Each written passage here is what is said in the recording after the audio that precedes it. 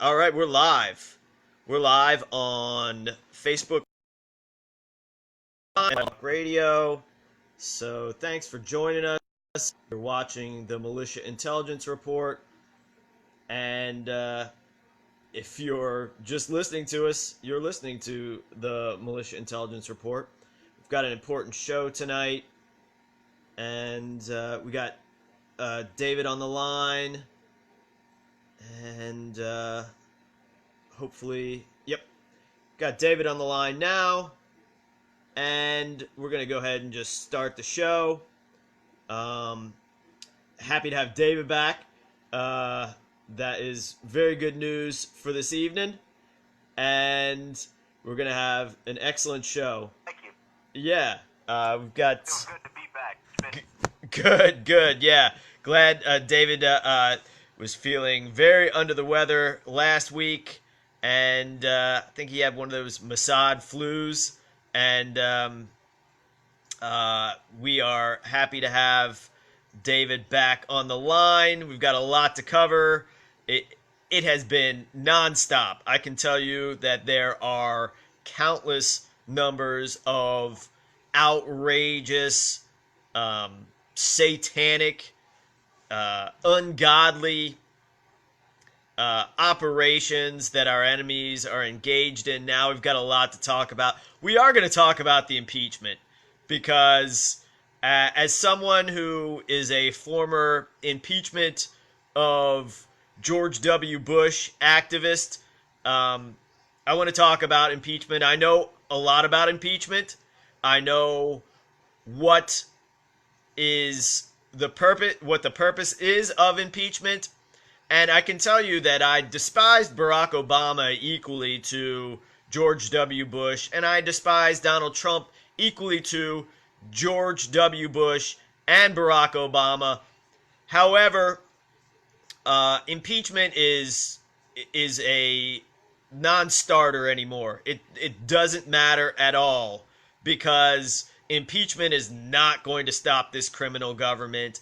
And the only thing that is questionable is who is more criminal, the Democrats or the Republicans, and the answer is they're both equally criminal.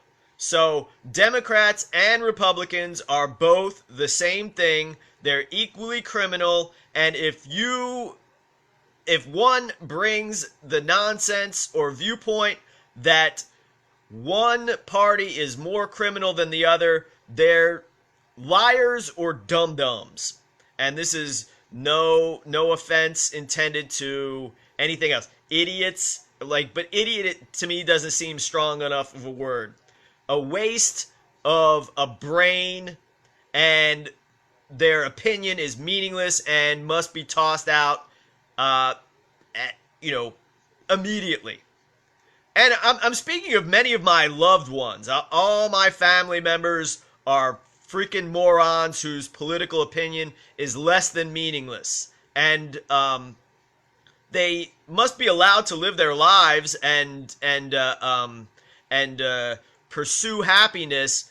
But as far as any sort of opinion about anything important, they have shown themselves through their destruction of God's law to be just less than relevant as far as any sort of opinion of any importance goes. Now they can decide what their favorite television show is, decide what they want to eat for dinner, have an opinion on what their favorite kind of music is. However, anything important to anybody outside of their own human beings, it's a irrelevant thought. So if you like Republicans over Democrats or Democrats over Republicans, you're just a moron and don't even bother talking to me in any sort of way because you are beneath contempt and your opinions have been shown to be irrelevant, stupid, idiotic, and you're just it's not even funny enough to laugh at. So there's that. We've decided that, but we are going to get into impeachment because Donald Trump is beyond impeachment.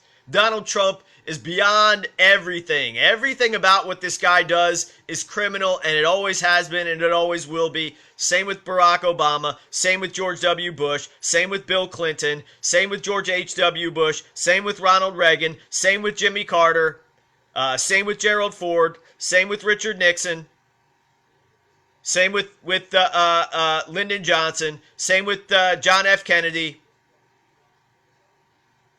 Same goes for Dwight D. Eisenhower. Same goes with Harry S. Truman. Same goes with Franklin Delano Roosevelt. Continuing on back to at least Abraham Lincoln.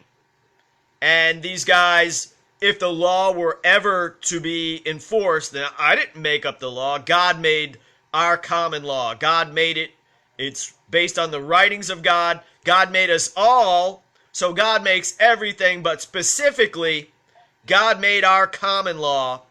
And under our common law, every single one of these presidents of this corporation known as the United States of America that was ordained by the people, every single one of them would face the ultimate punishment for treason, which is a capital crime. So if folks aren't aware of this sort of thing, listen up and question it all you wish. However, if you question it and you don't come to the same conclusion that you're hearing coming out of the Militia Intelligence Report, then you're wrong, you're stupid, and you make the worst decisions about the most important things. All right, that out of the way, we're going to get into a little bit of tonight's show. We got Cliff on the line too. Happy to have Cliff with us. And we'll be talking to Cliff out in San Francisco, David in New Orleans, and whoever else wishes to call. I mean, we haven't had callers in quite a while, which is unusual, but we think that the government agents that like to call this show are cowering in the corner. The call-in number is 646-668-2151. It's really funny. Some shows will have 5, 6, 7, 8, 10 callers, and sometimes we'll go 2 or 3 weeks without a caller. And it doesn't have anything to do with the number of people who are watching or listening to this show. And in many cases, the shows where we have the largest audience, we have 0 callers. So that's interesting as well. But we know the game. We know the tricks. We know that the entire so-called alternative media is controlled by our enemy. That the so-called mainstream media is controlled by the enemy. Even the opposition to this ungodly satanic gun grab here in Virginia is controlled by the enemy up to this point, but now we are in control. We are always in control. We are the highest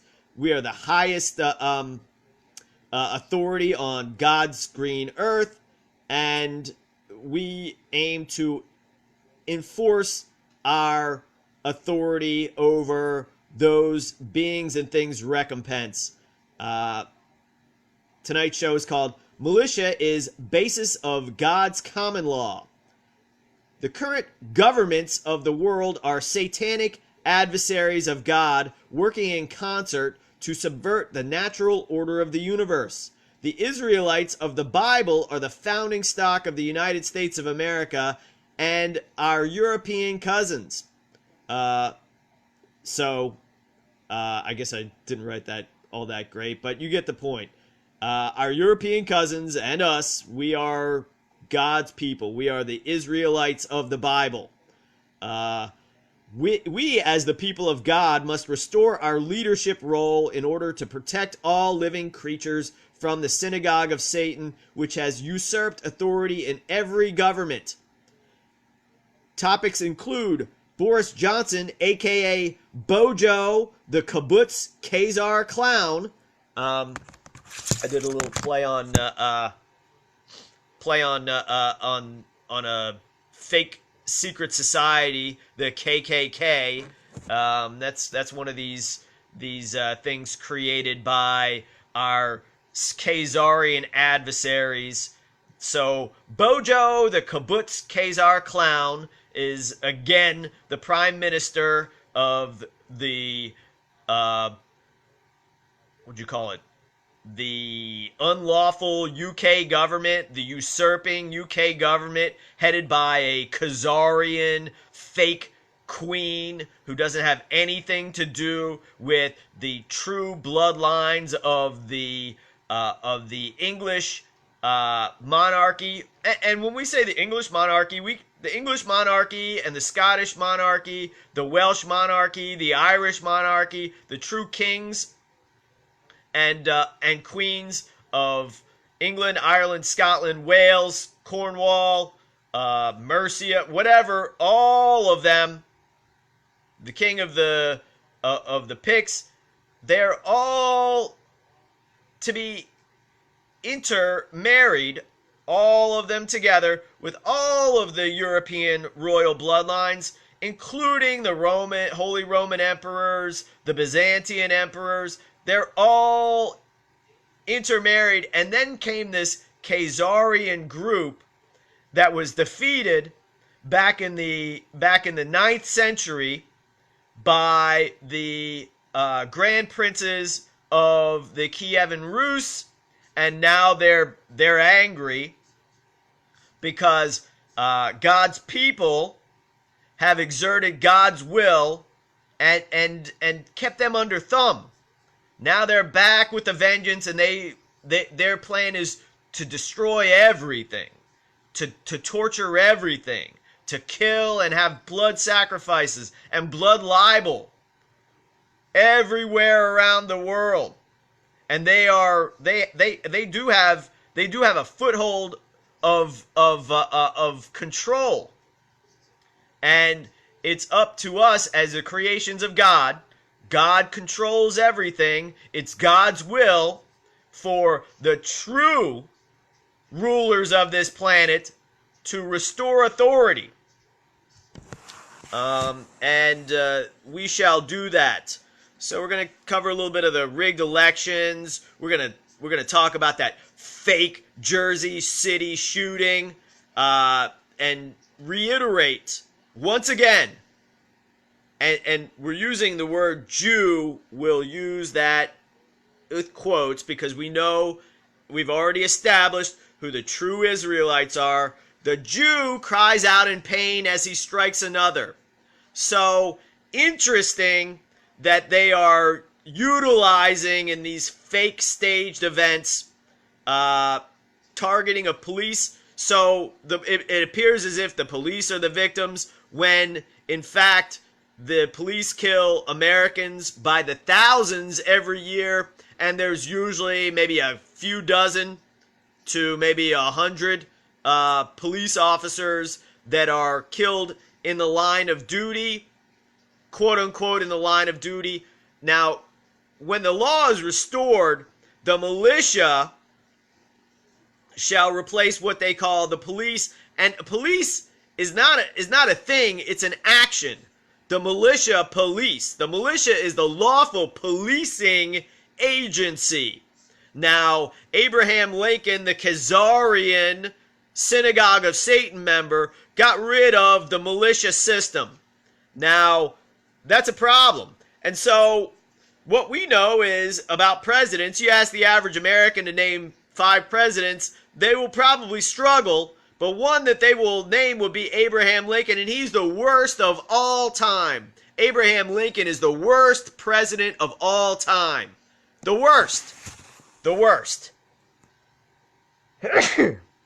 Excuse me. Excuse me. Talk about jailing people for no reason. Lincoln did that. that. Jailed for no reason. Jail for no reason. So, the militia and habeas corpus, which dates back to Magna Carta and before Magna Carta, that was totally gotten rid of by who? Abraham Lincoln. And we don't tolerate that. He's disgusting. That's why that degenerate, child raping, murdering scumbag Steven Spielberg made his movie Lincoln. And he is a degenerate. That is a degenerate, child raping, worse than Weinstein, worse than Epstein, is Steven Spielberg. Let me repeat that again. Worse than Weinstein, worse than Epstein, Steven Spielberg. Let me repeat that again as someone who has done more to expose Jeffrey Epstein than anyone else I can think of over the past 5 years. Even going back to 2009, 2010. Steven Spielberg is worse than Jeffrey Epstein. And who's the authority on this? Not you listening at home. You didn't go on international television years ago talking about how Jeffrey Epstein blackmails and controls on behalf of the Khazarian Synagogue of Satan every millionaire and billionaire around the globe. You didn't do it. I did. Not that you have to be a dum-dum not to see how that's the operative that's the operative control mechanism for a group of individuals that controls every nation on earth, but is a less than 2% minority in every single nation. I did it, but I'm telling you, Steven Spielberg is worse than Epstein, a bigger child rapist than Epstein, a bigger sexual predator than Weinstein. I'm telling you. Why? Number one, because it's obvious, and everybody knows this who knows anything. And number two, he's still lionized in the Khazarian Synagogue of Satan media.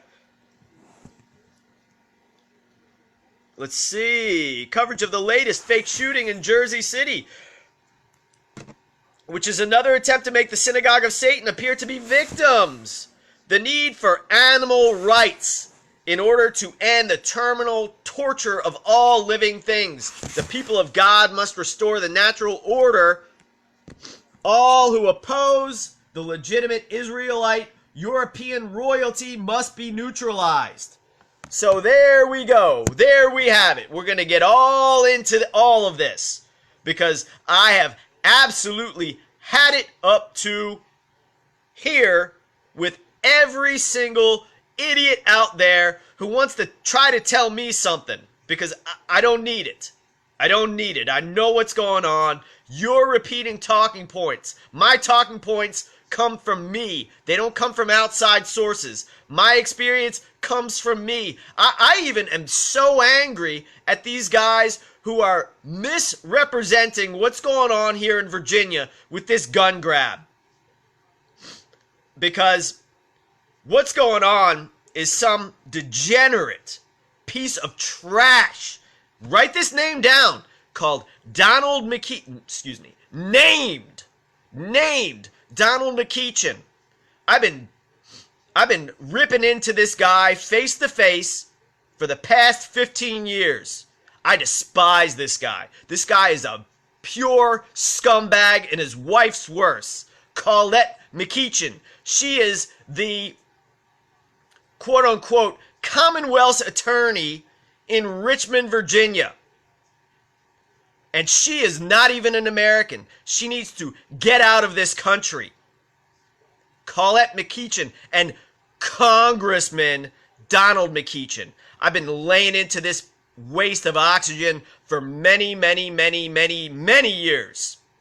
Have recorded myself confronting this guy on his treason while open carrying when this guy was a member of the House of Delegates here in Richmond. I remember when this guy was nothing but an ambulance chaser.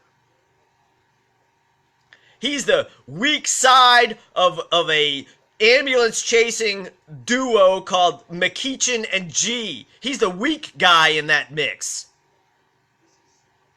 And he's threatening to call out the National Guard. This guy, Don McEachin, is threatening to call out the National Guard to enforce treasonous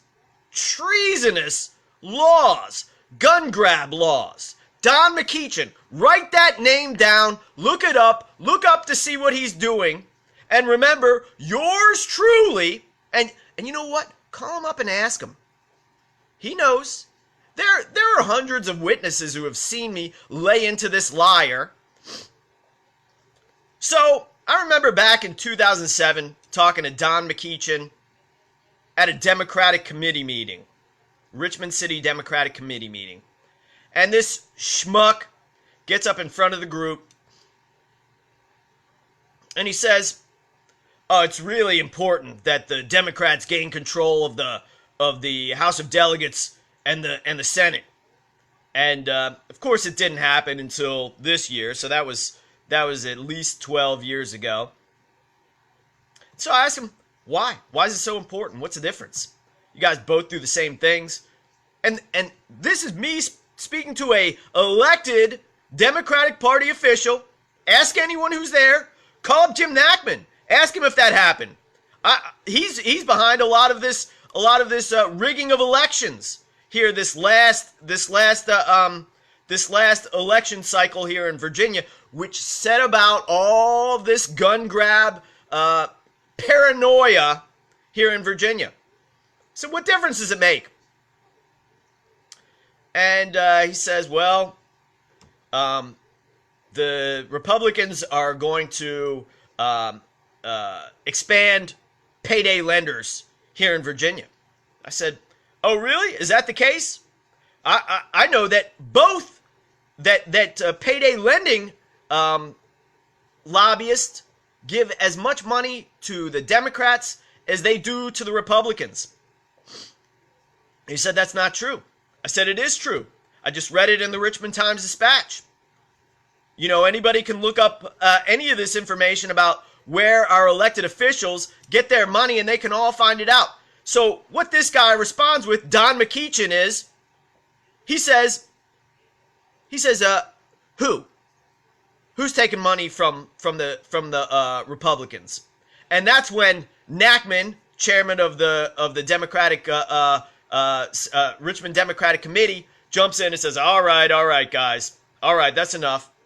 So I go home and find out that Don McEachin himself was taking thousands and thousands of dollars from payday lenders. He himself was taking money, and he was challenging me, acting as if I was lying by saying, so that's what kind of scumbag he is. Next time I see him, that very same year, a month later, I say, hey, don't pull that bullshit with me, dude. You're a liar, man. You're the one that's taking money from the payday lenders. And years later, I confronted him. I've confronted him every single time. I used to laugh at him. I'm like, you're a chump. You're a joke. I would say that right to his face. And I look forward to saying it right to his wife's face too, and him again. Years later, I confront him because he at that point was in the Virginia Congress, the Virginia General Assembly, and I gave him a piece of paper saying, hey, you're guilty of treason. This is what you've done. Videotaped him, and of course, I'm armed because I'm always armed when I'm confronting these criminals. That's what these guys hate. They worship Satan. They're guilty of treason, and they must be punished for their treason. All right. So, and another thing, Don McEachin, Ashley Madison, was that what that shit was called? Excuse me, I'm out of order by saying a cuss word. Ashley Madison. Yeah, it was Ashley Madison. If you're talking about the adultery site, yeah. It was Don McEachin. Okay. Okay, Don McEachin, Ashley Madison. Let's see. Let's see what comes up here. See if anything comes up here. Virginia legislature's names appear in hacked Ashley Madison data. McEachin on link to Ashley Madison. This is a personal issue, he says. Two Virginia lawmakers named in Ashley Madison hack. Let's see. Senate Majority Leader Thomas K. Normant and Senator Donald McEachin. Okay, so what were we talking about before with sexual blackmail and these elected officials acting crazy out of their freaking minds? And then years later, this guy's degenerate waste of oxygen wife becomes the Commonwealth's attorney, which to you outside of Virginia, that means district attorney for a location. I mean, what do you guys make of this? You guys are familiar with this Don McEachin calling for the National Guard to break down people's doors and take their guns away. David, Cliff, you guys are familiar with this, correct? Actually, no, but it does not surprise me. Okay. And again, look at the militarization of police. It's like what's the difference in that and the guard? Right, and so right, and some. Or a governor. I think it was. I think it was Bill Wright, and correct me if I'm wrong, because I see he's watching right now, that asked me about the Culpeper sheriff last week, about how they're planning, they were like, oh, we need to just get around this, almost 85% of localities, there hasn't even been legislation brought, against, people's right to bear arms, but 85% of localities already in Virginia are saying, hey, if that happens, we're not going to enforce it. So that's when Don McEachin comes in and says, well, if the police aren't going to enforce it, which they would and will, they already have, I've already been unlawfully disarmed and attempted to be killed multiple times over gun statutes and the First Amendment to the Constitution many times. So what's going on with that is they're trying to say like, oh, okay, well, we're going to have these Republican right-wing sheriffs say, oh, well, we're just going to deputize, people so that we don't have to enforce this. So that's the back door. That's a Trojan horse into, hey, somebody has to be in official government position to have their right to bear arms, which is the opposite of the way the militia is written, and it's explicitly the way the militia is intended, I should say, and it's explicitly written opposite to that.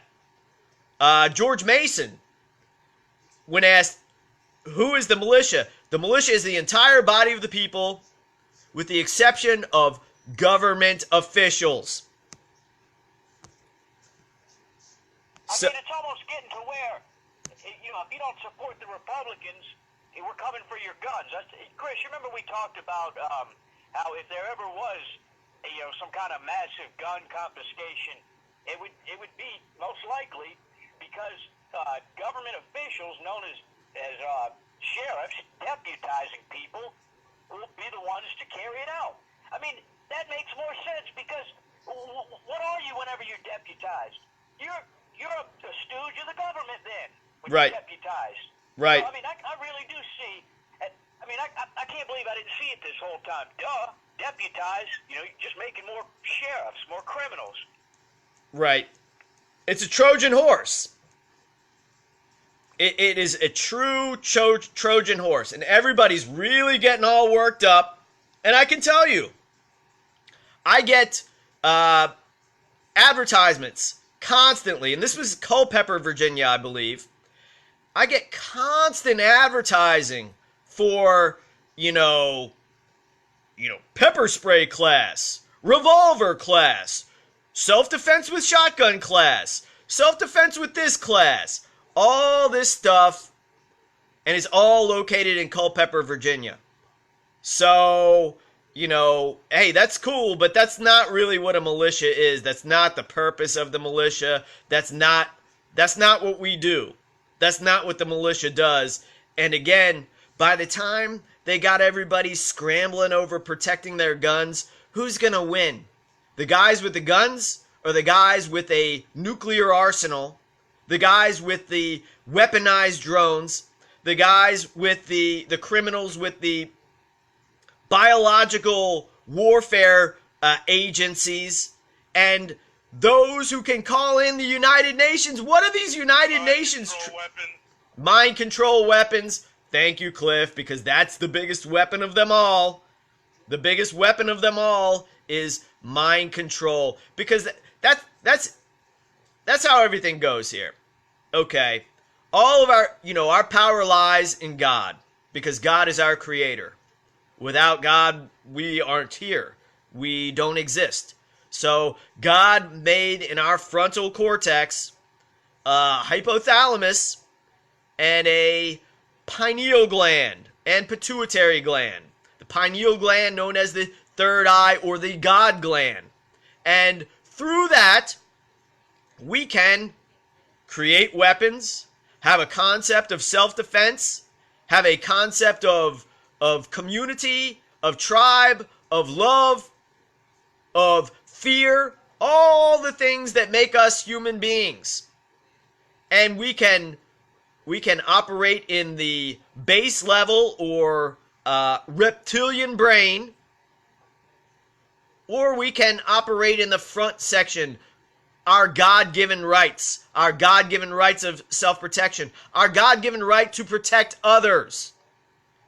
And these guys, they don't have any idea, and I'm really afraid of. I'm both encouraged and frightened by the response.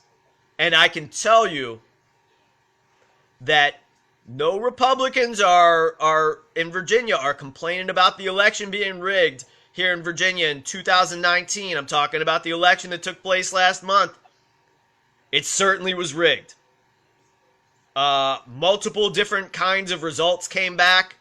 The computer crashed on and off all day, but crashed for the longest. I'm talking about the Virginia elections website crashed right as the polls closed, so there's no results. Then an hour and 45 minutes later, the computer comes back on with quote-unquote wrong results. How do you know they're wrong results? And then it comes back on and they say, oh, these are the right results. Why weren't the first ones the right results? How do you know the second ones are the right results if the first ones were the wrong results? How do you know these things? And why didn't anybody besides myself question this? It was reported on the news. It's not like you had to go to some sort of alternative media site to find this information. It was reported live when it actually happened. Here in Richmond, at 8 a.m., they ran out of ballots? That's, let's see, 11 hours before, 2 hours after the polls open, and 11 hours before they close, in the most hotly contested election, Glenn Sturdivant versus Hashemi. And no offense, but a Muslim, foreigner woman beat Glenn Sturdivant in one of the most, I guess, European background districts and Republican districts. A Democratic Muslim beats, and I know Glenn Sturdivant. He used to live in the same neighborhood as me. He's a chump. He's an absolute chump. However, I don't believe that happened. And how do you run out of ballots at this most hotly, and why isn't he complaining? I can tell you, this happened with another guy I know named Bruce Tyler, who lost to a former governor's son named John Belials in a race, city council, that wasn't decided until 2 months after the election.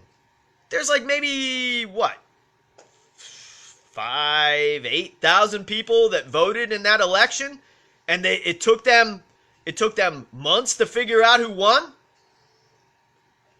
I mean, we're gonna segue into the UK elections here, and just say what a mockery all this is, and what a clown show all this is, and how they rub it right in your face. This is a freaking clown show.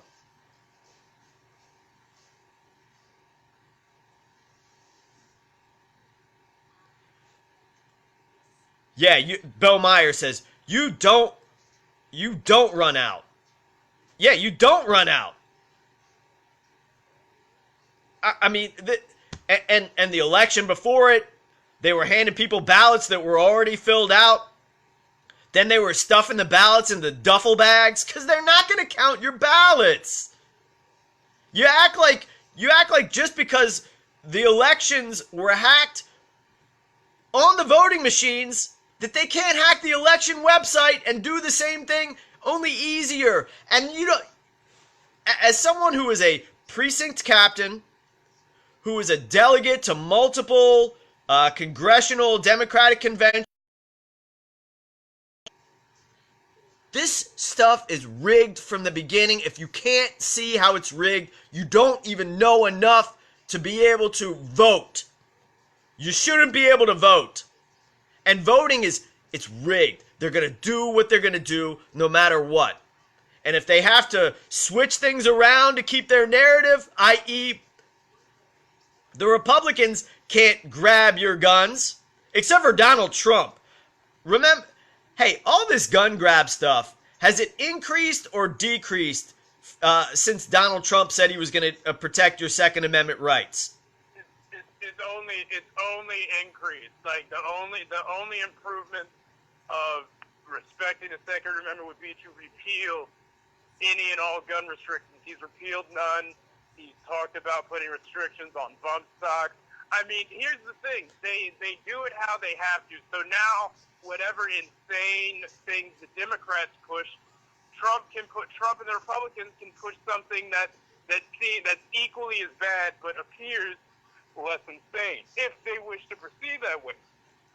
Right. To set up the continued dialectic. Now, Trump gets to look like a champion of the, well, if they choose to go this way, they could make the Republicans again look like champions of the Second Amendment by going against something that's just so egregious, and they only take a half step, which is still treasonous. So it's sewed up from the beginning. They've got this, however, and they've got backup plans upon backup plans, as we said before. Yeah, okay. I mean, here's one way they do it. All they got to do is keep replaying the Democrats openly saying, hell yeah, we're coming for your gun, your AR, and then Bernie Sanders saying high-capacity magazines have no use on our streets, while overlooking not only the bump stock ban, but Trump's red flag laws. And everybody who tells me that Donald Trump is going to save the Second Amendment, the first thing I bring up is red flag laws. Red flag laws. I mean, how can you support the Second Amendment with red flag laws? I mean, again, we've already known that Chris himself, he's been subjected to similar treatment even before these so-called red flag laws. But the red flag laws just make it normal and easier. You know, it's like the Open Patriot Act. It's coming out in the open. It's the soft disclosure. It's the same thing with the chemtrails and the geoengineering. Oh yeah, we're trying to do it to curb global warming. We haven't been doing it for decades. Oh wait, except we have.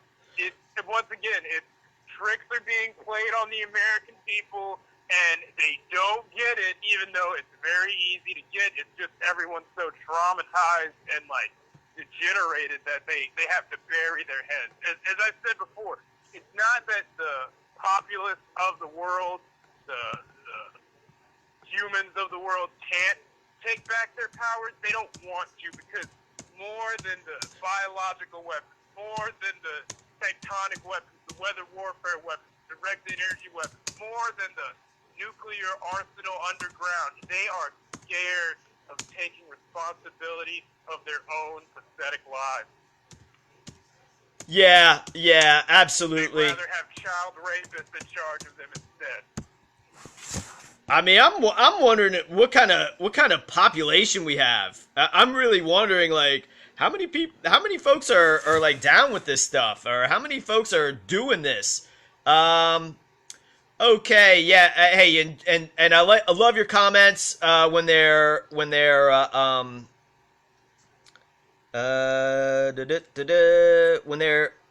relevant. And wow, it's like all relevant comments tonight. Bill Wright says, allegedly some ballots, talking about the Virginia elections, were delivered to the wrong location. How could that happen? My brother delivers pizza and has never effed up that bad. Okay, so we'll read this headline from the Washington Post. Voters again given wrong ballots in competitive Stafford County.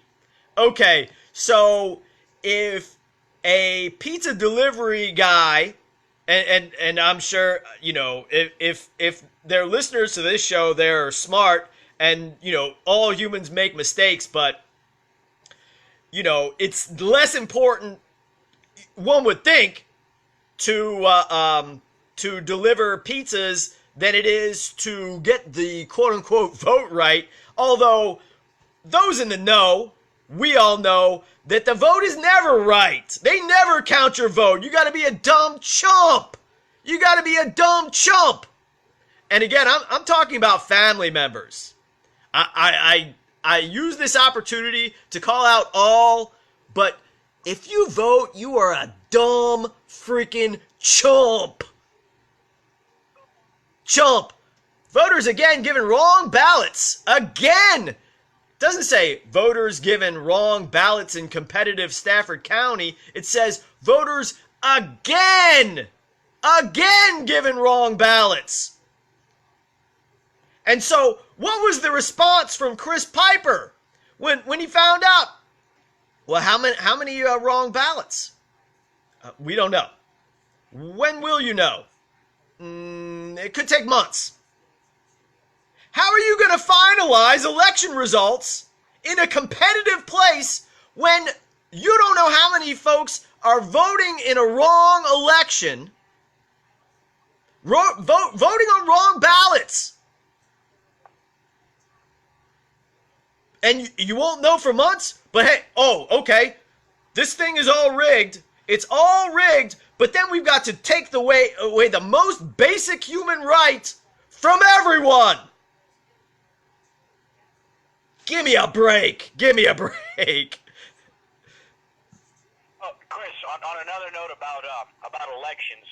See, I don't bring this up enough, but I should.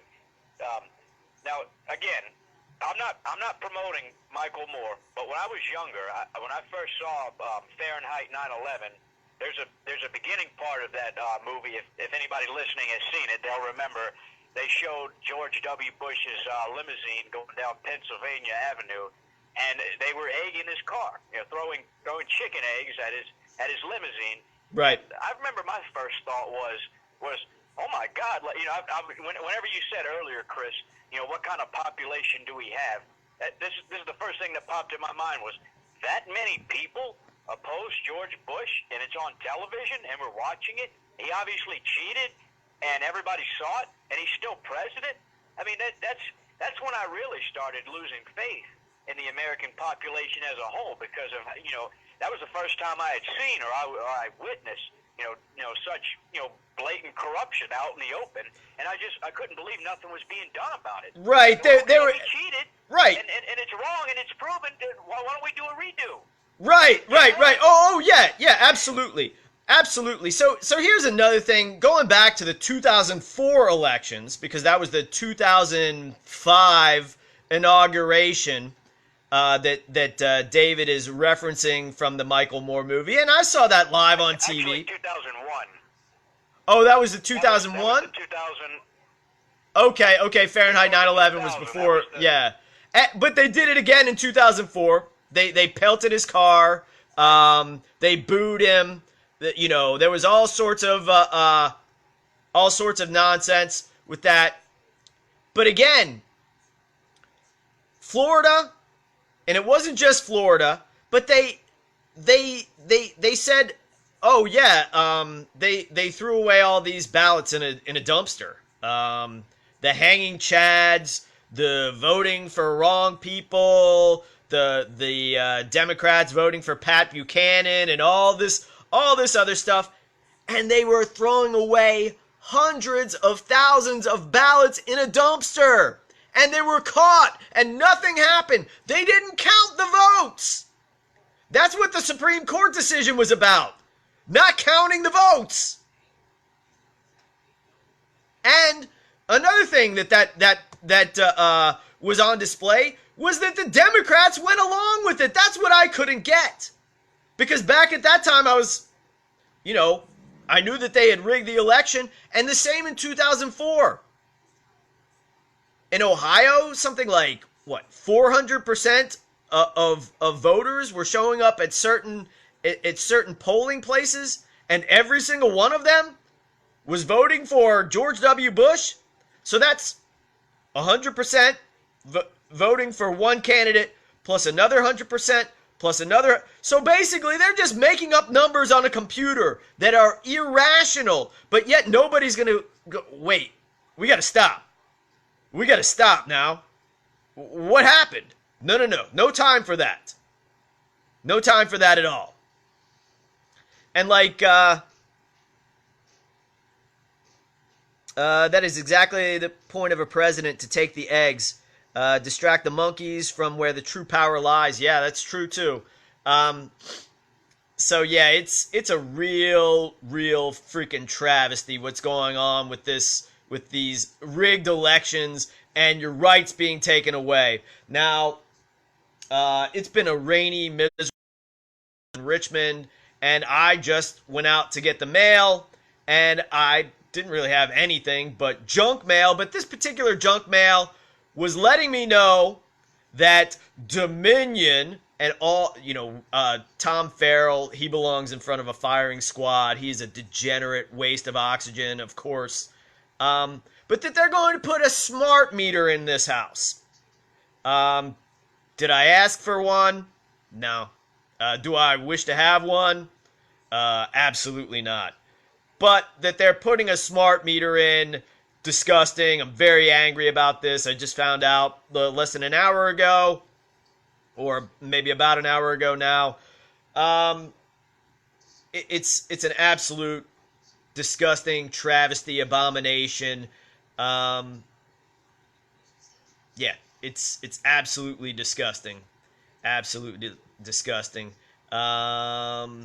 Let's see, what else? Let me just reiterate what happened here in Virginia in 2019. Wrong ballots, running out of ballots. Out of ballots.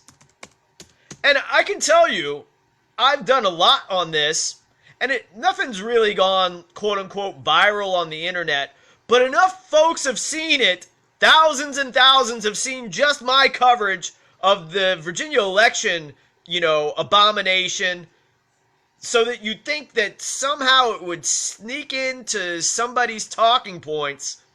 But these guys who are, forwarding this partisan hackery that are allegedly defending gun rights, they don't even want to talk about that. Let's see. Running out of ballots and election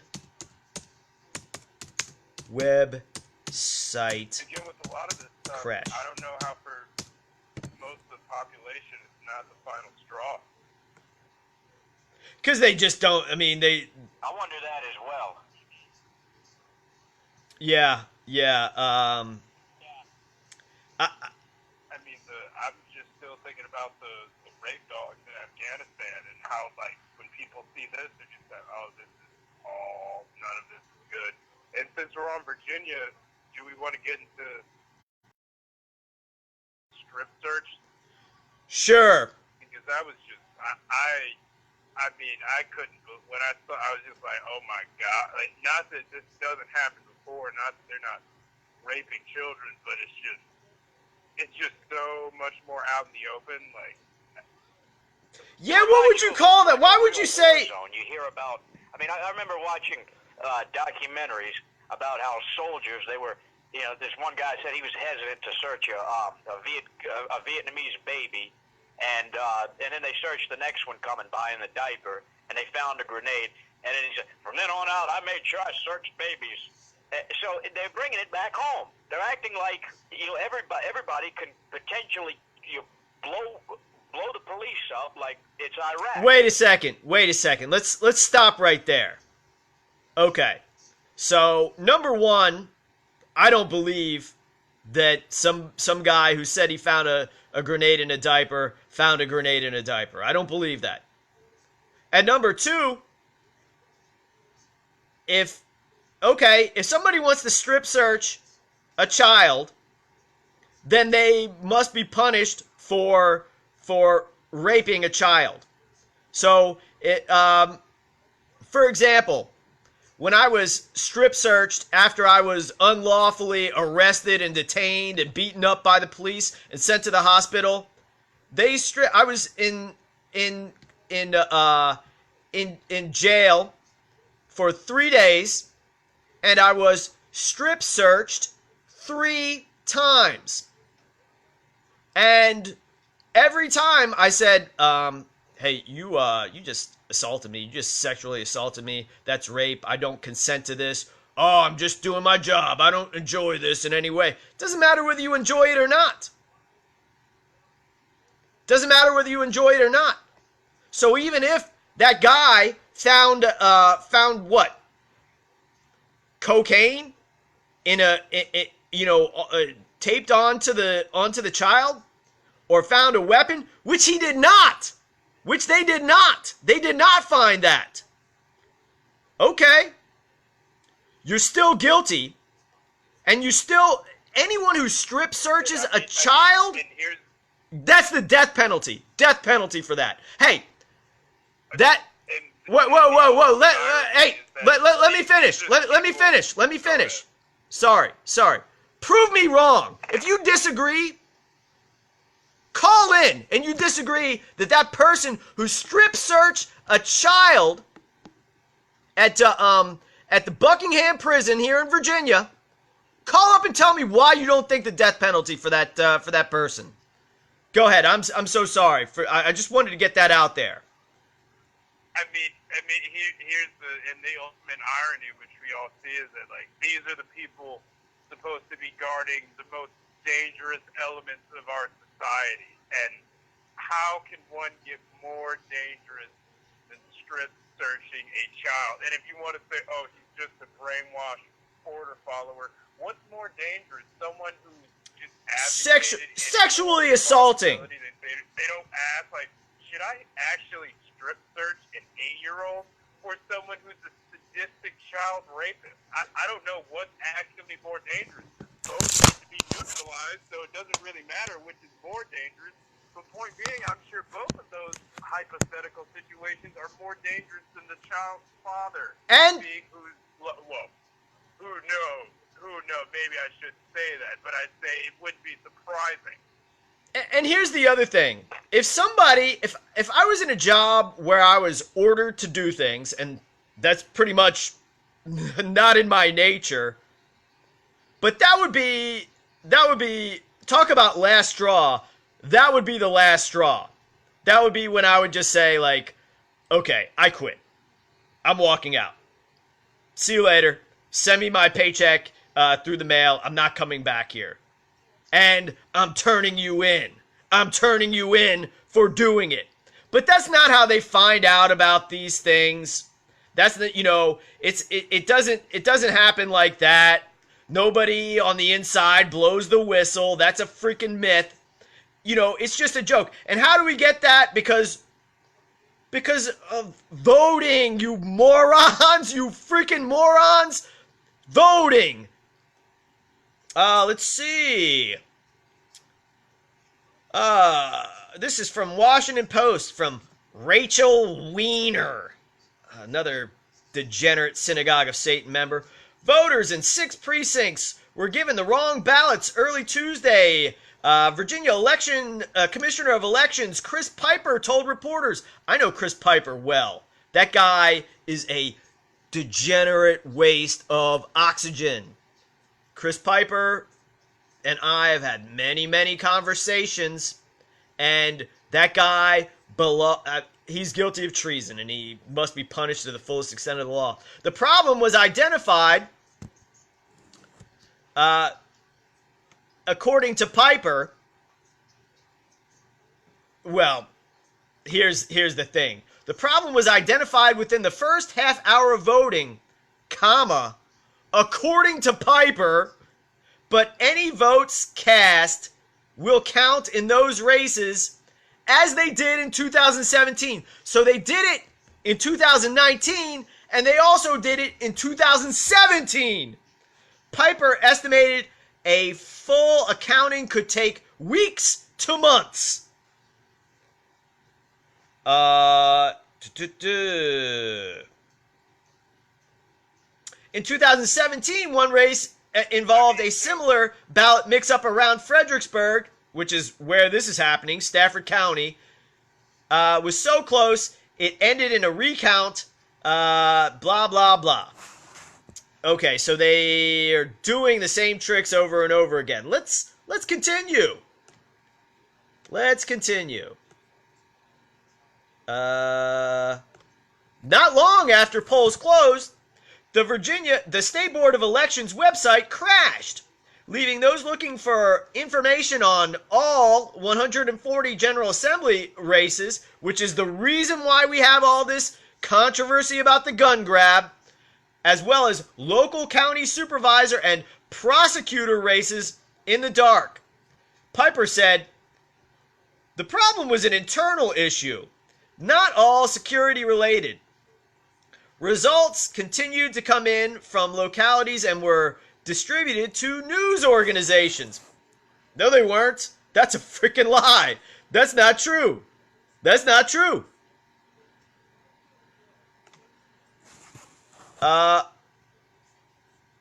Let's see. Yep. All right. Voters at several Prince William County polling places told reporters they had gotten ballots misprinted with the same choices at both sides. So you can either vote for the Republican candidate or the Democratic candidate on the left or the right side. Okay.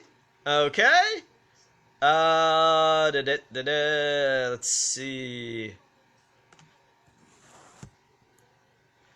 About a dozen people were waiting around, MIR said, to be able to vote. She was told by poll workers that the machines rejected defective ballots and that they should wait for new ones to arrive. But after an hour, she and her husband gave up and left. Now, this is what's being reported. This is what's being reported in the media that wants you to accept the results. One Richmond precinct ran out of ballots early in the morning because of a mix-up in population counts. The issue was resolved, Registrar J. Kirk Showalter said, and affected only voters in the 9th District. That's the race between Hashemi and Sturdivant. All right. There you go.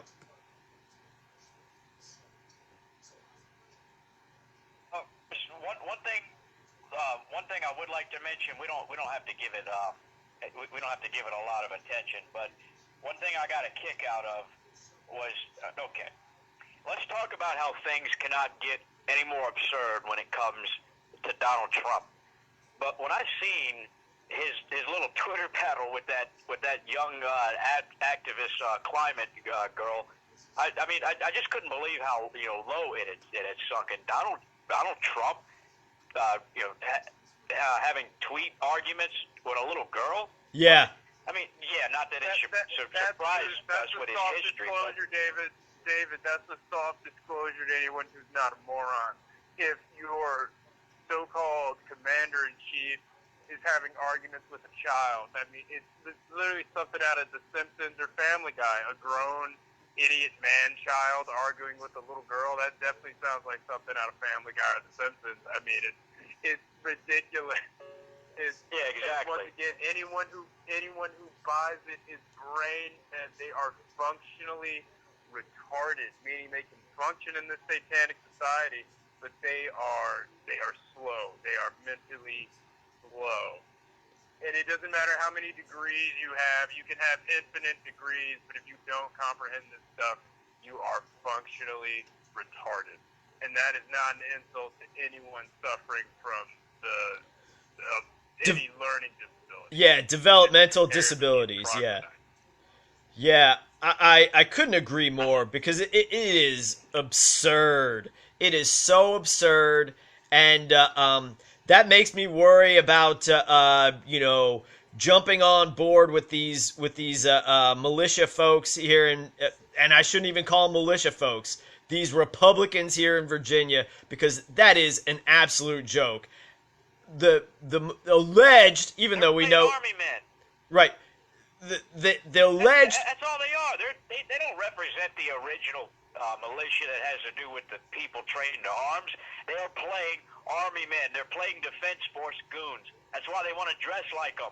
Right. So absolutely, yeah. The idea of Donald Trump getting into a Twitter war with a little girl, and the idea that that grown adult human beings who allege that they are functioning, that have a functioning mind, behind a little girl, they're both equally ridiculous, but yeah, you can't get into an argument with a little girl. We just talked about how the final straw for everyone should be this 8-year-old girl in Buckingham County being raped by a government goon, and that there's no charges on anybody. There's no charges. The result of this strip search thing is, oh, they changed the policy. We're not going to strip search 8-year-olds anymore. And I can tell you that I know who sexually assaulted me in a government uniform. I know their names, and I can tell you that's it. That's it for you guys. That's it. I will do everything lawfully within my power to destroy you. And for those who are the order givers, for the order followers who did that, oh, it's going to be even worse from you. I will do everything under the law to destroy you. Absolutely. It is absolutely disgusting. So we got a lot of viewers. Shout out to Emily. Shout out to Mark. Big up Muhammad. Big up who else? Dean. JD. Zach. Let's see who else is here. Lots of folks. Too many to name. But hey, I'm happy folks are watching in my hometown, Hagerstown, Maryland. Big up, Emily, and thank you very much. I really like the work that you do at the Hager House, and always enjoy seeing what is needed in this country, which is to remember our roots. And if you're in Hagerstown, Maryland, please go and visit the Hager House. That's our town founding father. Since we talked about The Simpsons earlier, that's the Hager House, and Jonathan Hager is our Jebediah Springfield, or Hans Sprungfeld. So for those who are Simpsons aficionados like I used to be, I don't watch it anymore. I think it's pretty much garbage. I'll get 1 or 2 laughs every season from The Simpsons now. It used to be great, but now it sucks. And I will say Matt Groening is another one of these child rapists associated with Jeffrey Epstein. But in any event, great to have folks in Hagerstown watching, and it's much appreciated. And I sees ya. I sees what you're doing, and I appreciate it. It warms my heart. Let's see. Yep. Well, check it out, JD. Check out the Hager House. It is an important place. And when we get into that, we can kind of get into God's chosen people and what America is and where we come from. And that's when you talk about Western Maryland and Western Virginia, that's the confluence of what the founding stock of America was and is. I guess the founding stock always is, if it's the founding stock. And that's the confluence of the Germans, Swiss, Alsace, French, and English, and Irish, and Scots-Irish, or Scotch-Irish people. They all got together and formed a society. And that's what made America great. And now if you go to places like Hagerstown, it is not great anymore. It's an abomination. They call it the end of the heroin highway, and it makes me sick.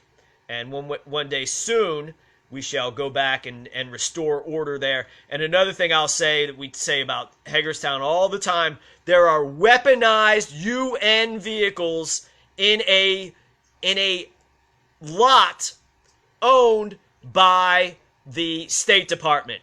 Why are there weaponized United Nations vehicles in Hagerstown, Maryland? I don't know. I'm going to find out, though, soon. I'm going to make some calls very soon and find out. So stay tuned. I'm going to ask, hey, what are these things doing there? What's the purpose?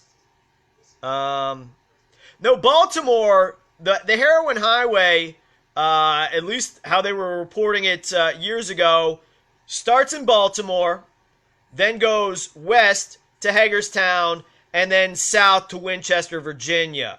So, and it'll go through parts of West Virginia there as well, Martinsburg, and then south to Winchester. And yeah, it's a real big abomination. It's disgusting, and so forth and so on. But yeah, that's where we have it. Let's see. Where are we gonna go? Hey, where do you guys want to go here? We got a lot of Muhammad asks, wasn't Baltimore founded by Catholics? It was absolutely Jesuits, actually. Basically, I think it was Cecil Calvert. Organized what was the Ark and the Dove to go from England. They made a pit stop on the Isle of Wight, which they weren't allowed to. Picked up a couple radical Jesuit terrorists, and then they went on to St. Mary's, Maryland, and back in, I believe it was 1655, there was something called the Battle of Severn. And one of my ancestors, Dr. Luke Barber, who was the personal physician for Oliver Cromwell and later appointed governor of Maryland, was the hero of something called the Battle of Severn, where the Puritans took over control of the government from the Catholics. So, yes, from about the early 1640s, for about 15 years, it was officially a Catholic colony. But after that, after the Battle of Severn, it became, I guess, there's. Let me backtrack and say, there was a civil war between the supporters of the Stuart monarchy and those who supported the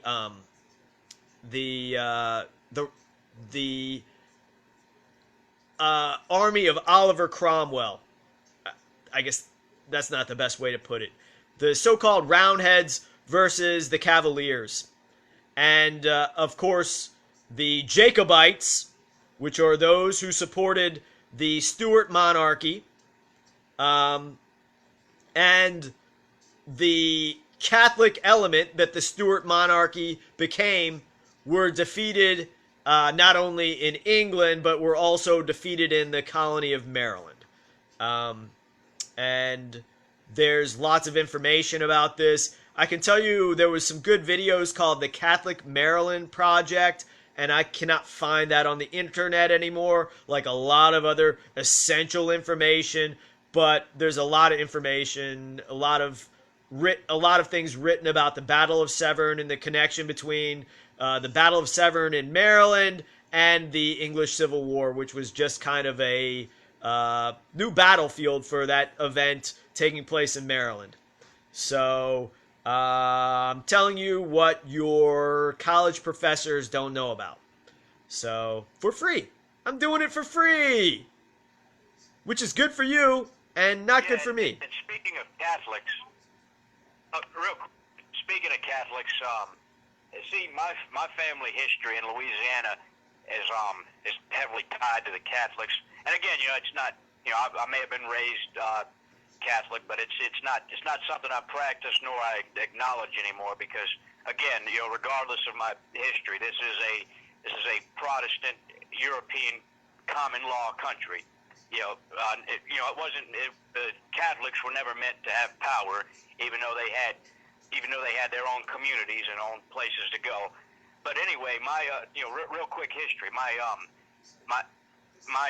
ancestor, Jacques Bernard d'Autry, who of all things, he was commissioned by the King of France to help French people settle Louisiana, because see, a lot of people don't know originally the Acadians or the Cajuns came from Nova Scotia, and they were being evicted by the Crown, the same unlawful Crown that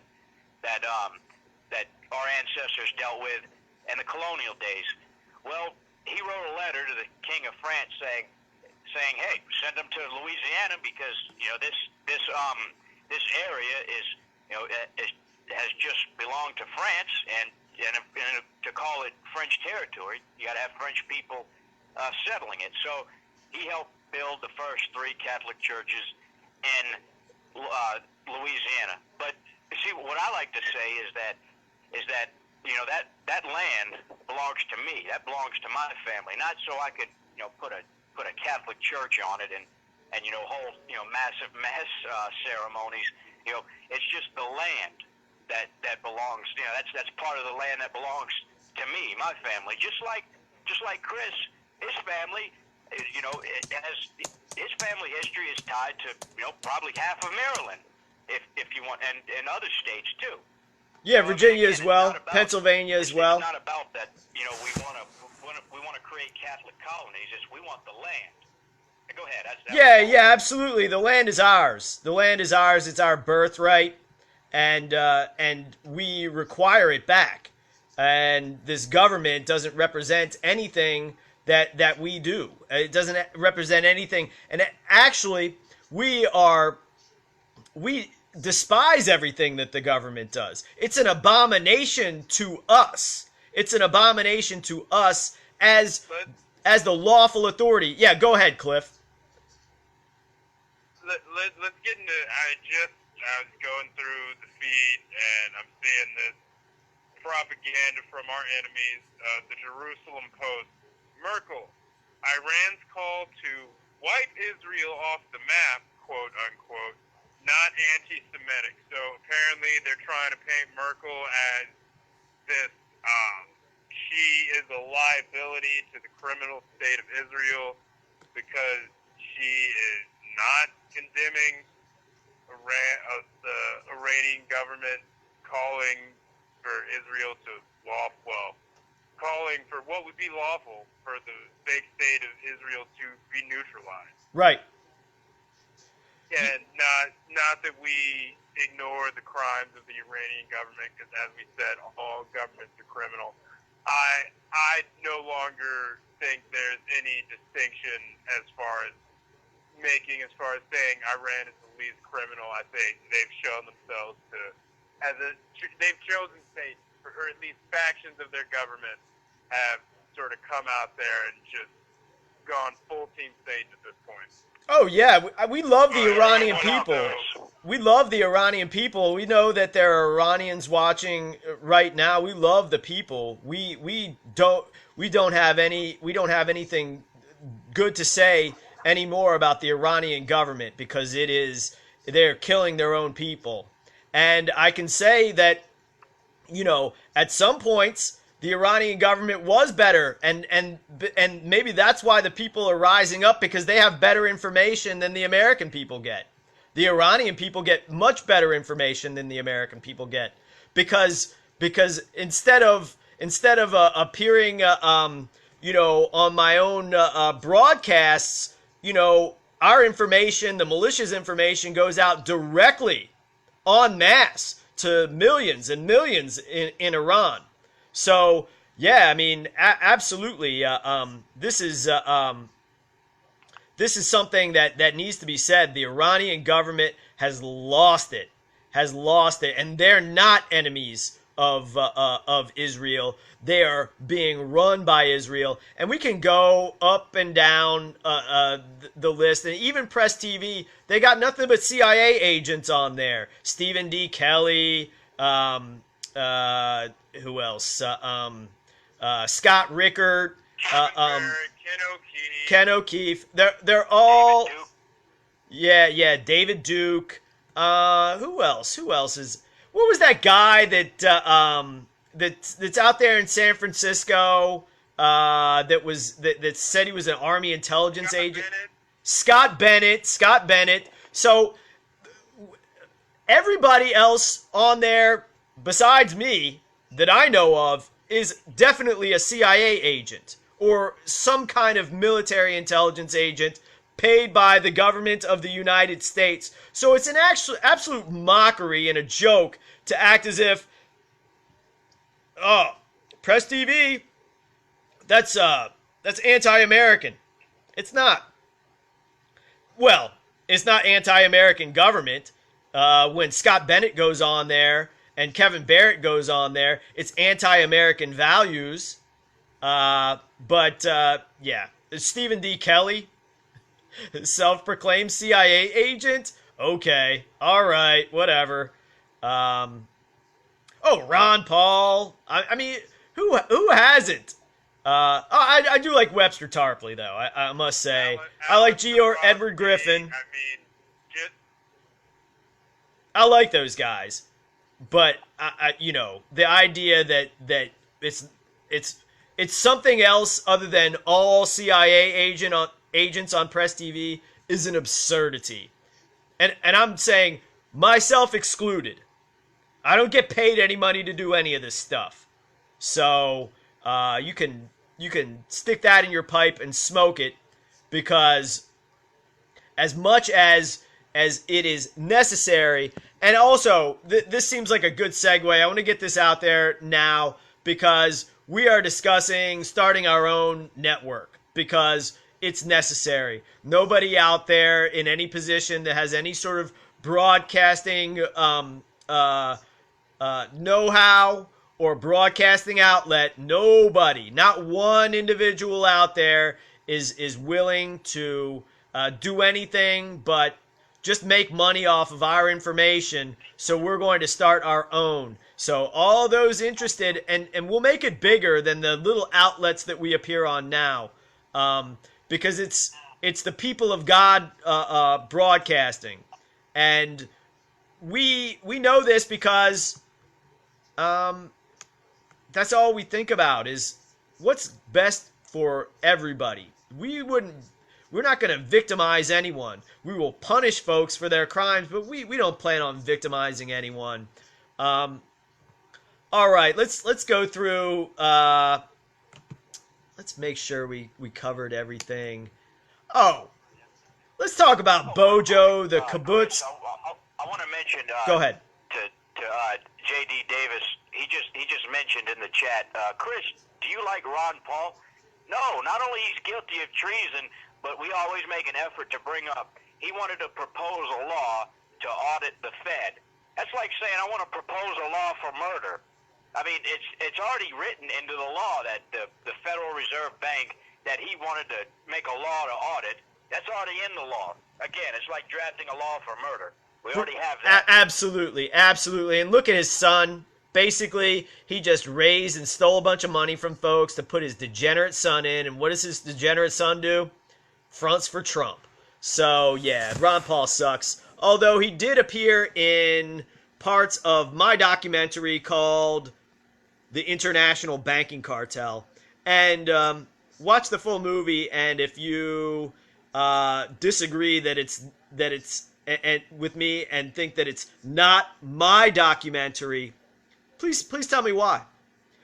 Just like those callers that were supposed to call in at 1-646-668-2151 that disagree with anything that we say.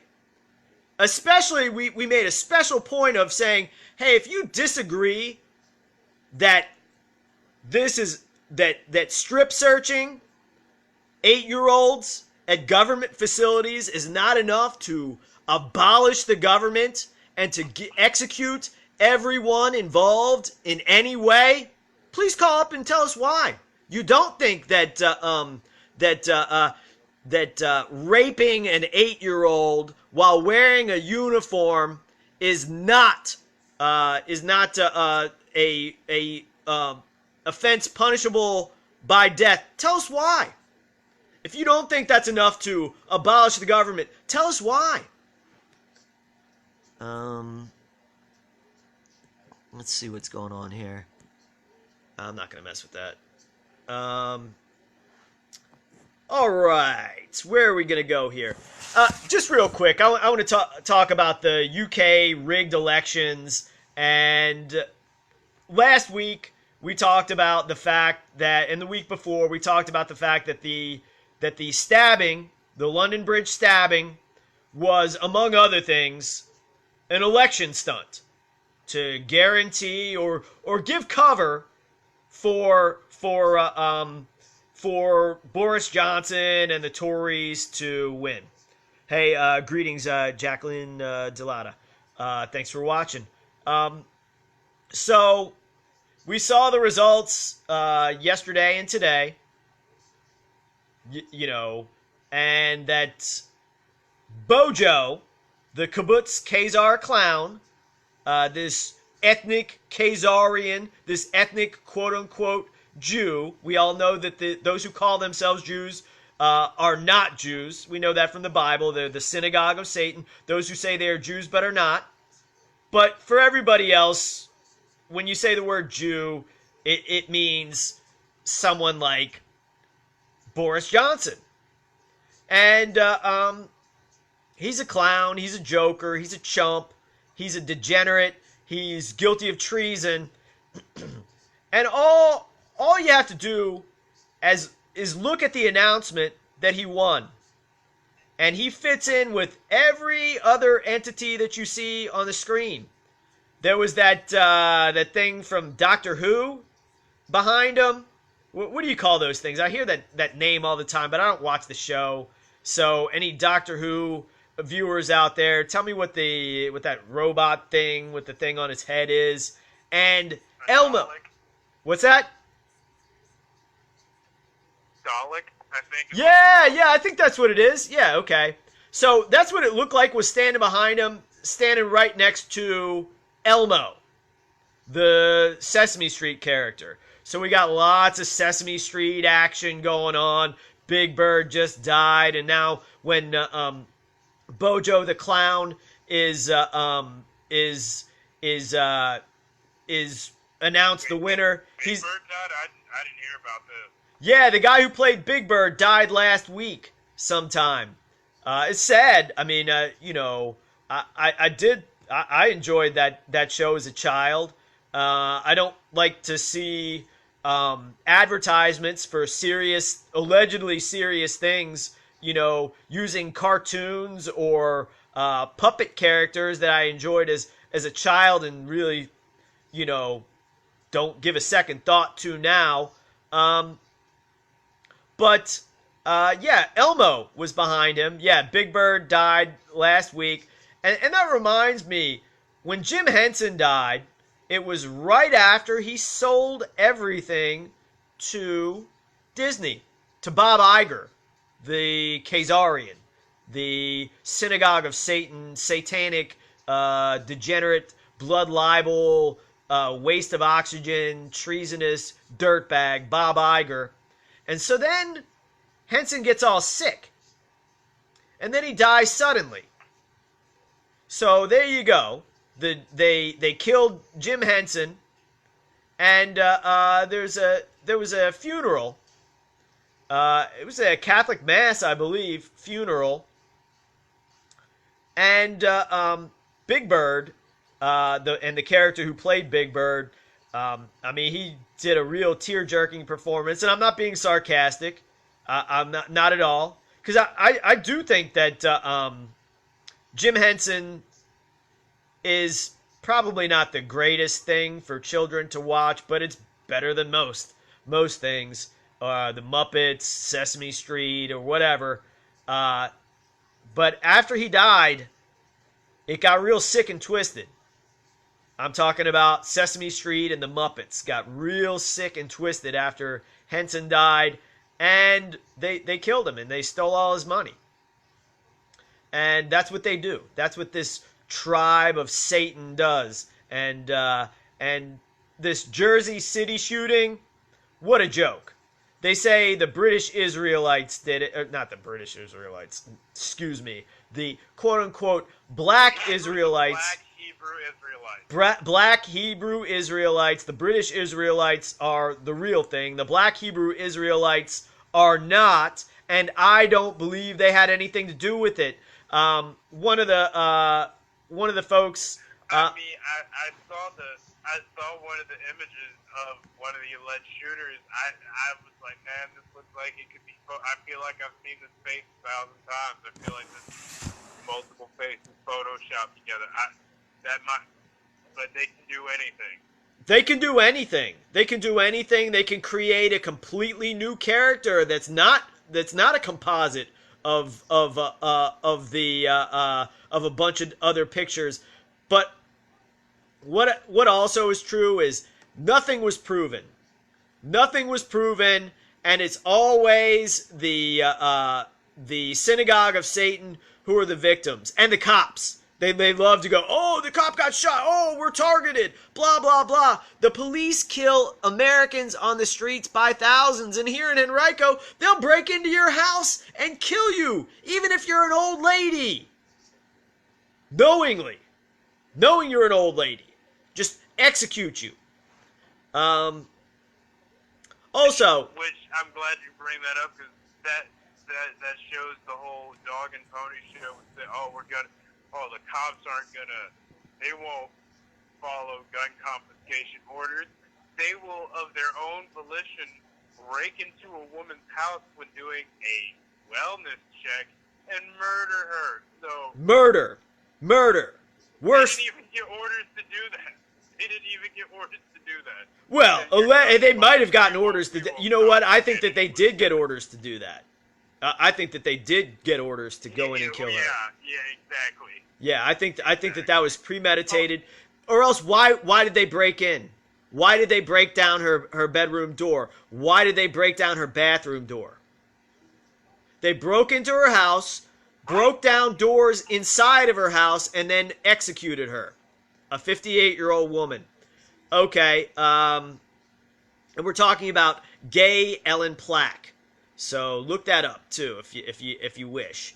All right. Real quick, guys, I don't know which one of you shared that that the police gone wild video about about the rise of domestic terror. Basically all the things that we talk about. But let me tell you what really stands out in that whole documentary that's available on YouTube was in the very beginning after the police told a man to throw his gun down. After he throws his gun down, they fire at him. I mean, I've never seen a video quite like that before, where usually the police fire before somebody could even acknowledge they have a gun. This was, he threw the gun down, you see it, and then the next thing you know, shots came from like 5 different officers. So 5 different officers saw a man throw his gun down and then decide to kill him after he did that. I swear that reminds me of things you hear about in war zones, that, these so-called war crimes. That's a war crime right on your own American soil. Oh, yeah, definitely a war crime. Definitely a war crime. Definitely disgusting. Absolutely. So we are here, we're all sovereigns. We have no human judge. And we like to make that clear. Here's something.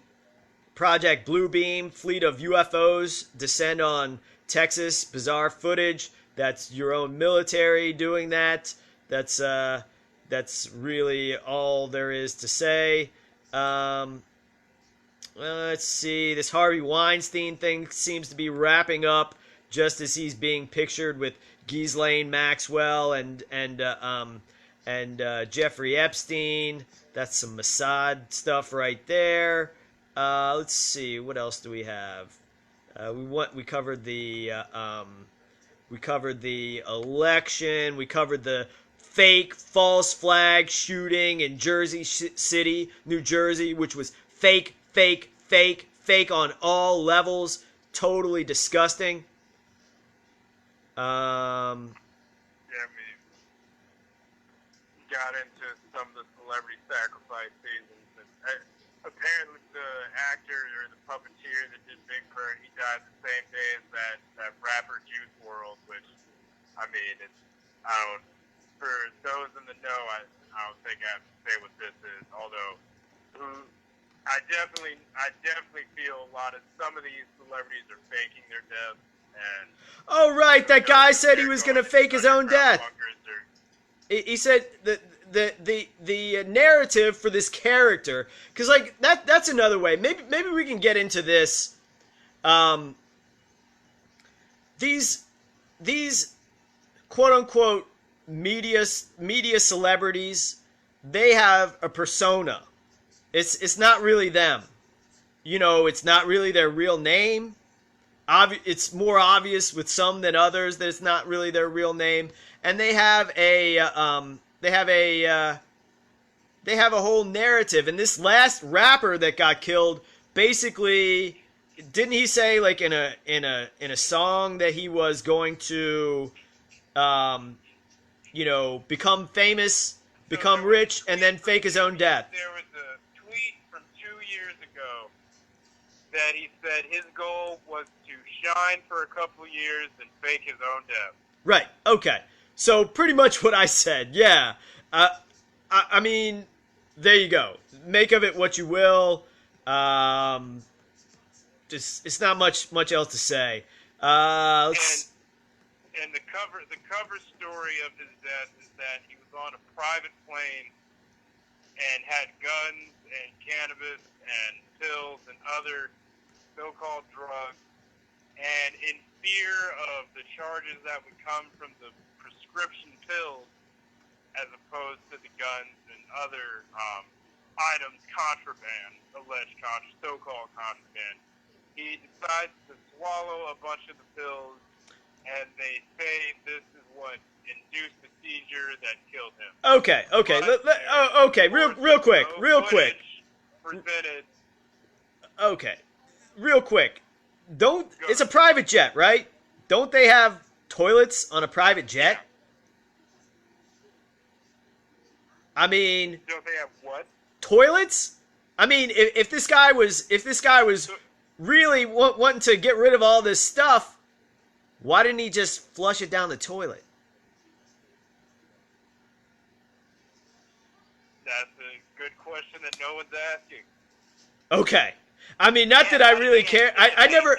You see, this is what happens with these rappers that that die, suddenly like this. Like, I've never heard of them until they die. So, like, I never heard of them.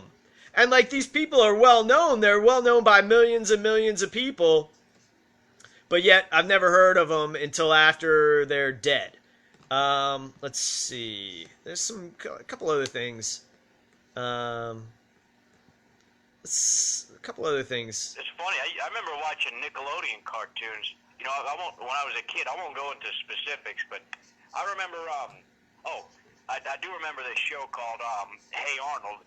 There was a famous singer. He faked his own death, and Arnold was. If you remember the show as a kid, Hey Arnold was the only one he told.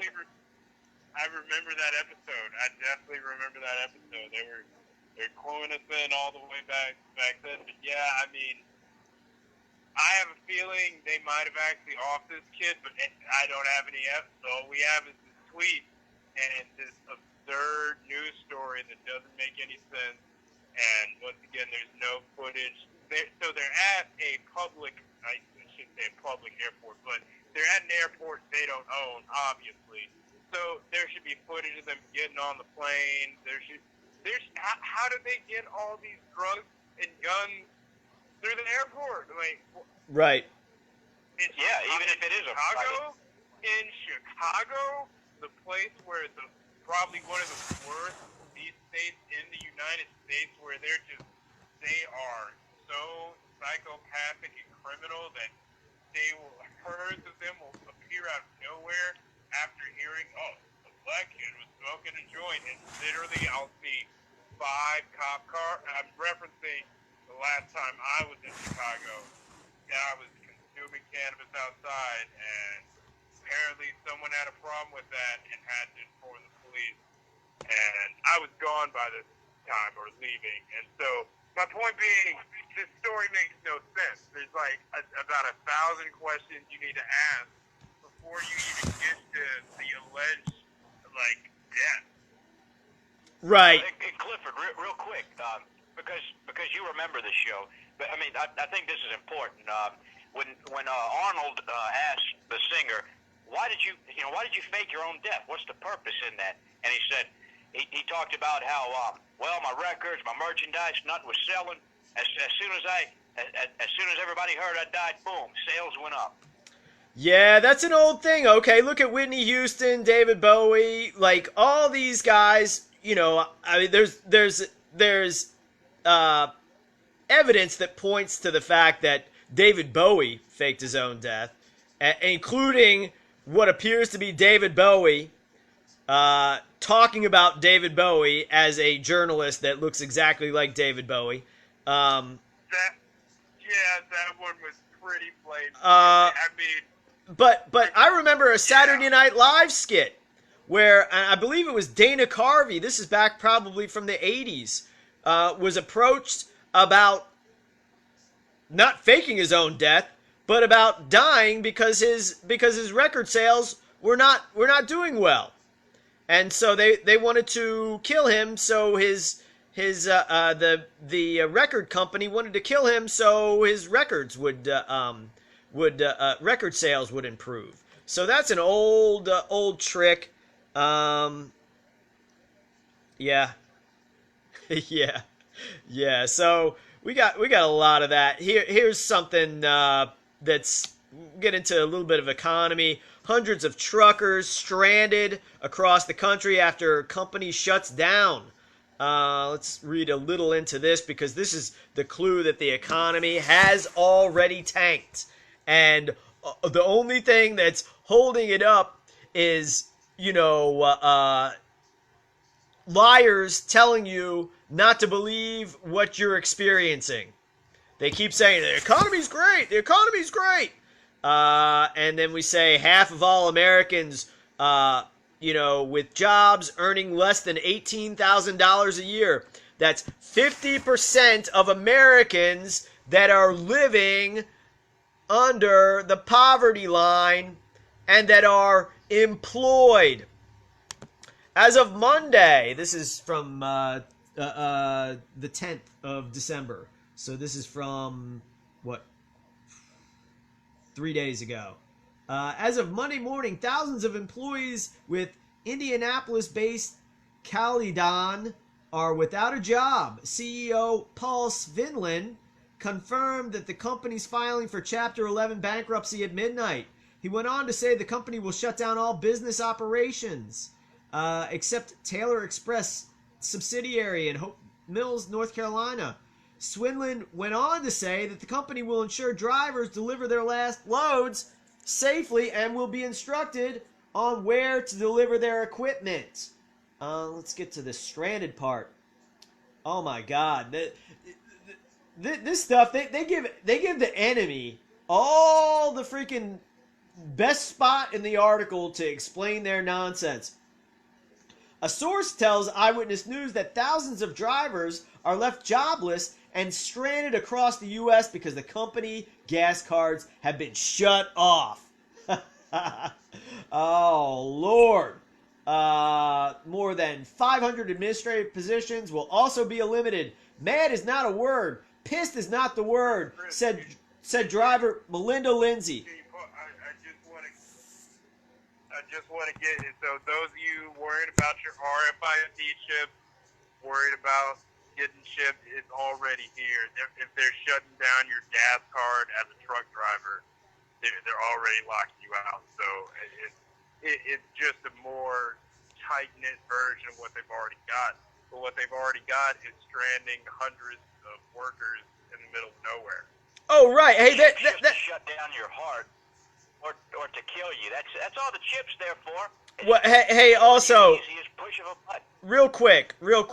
I think that's true with the smart meters as well. They have a hard time targeting, even though I'm sure they can do it. One account. Now that they can, if you don't pay your bill, they're going to come out and shut off your power, or they're going to do it. But now they can do it even more easily with these smart meters.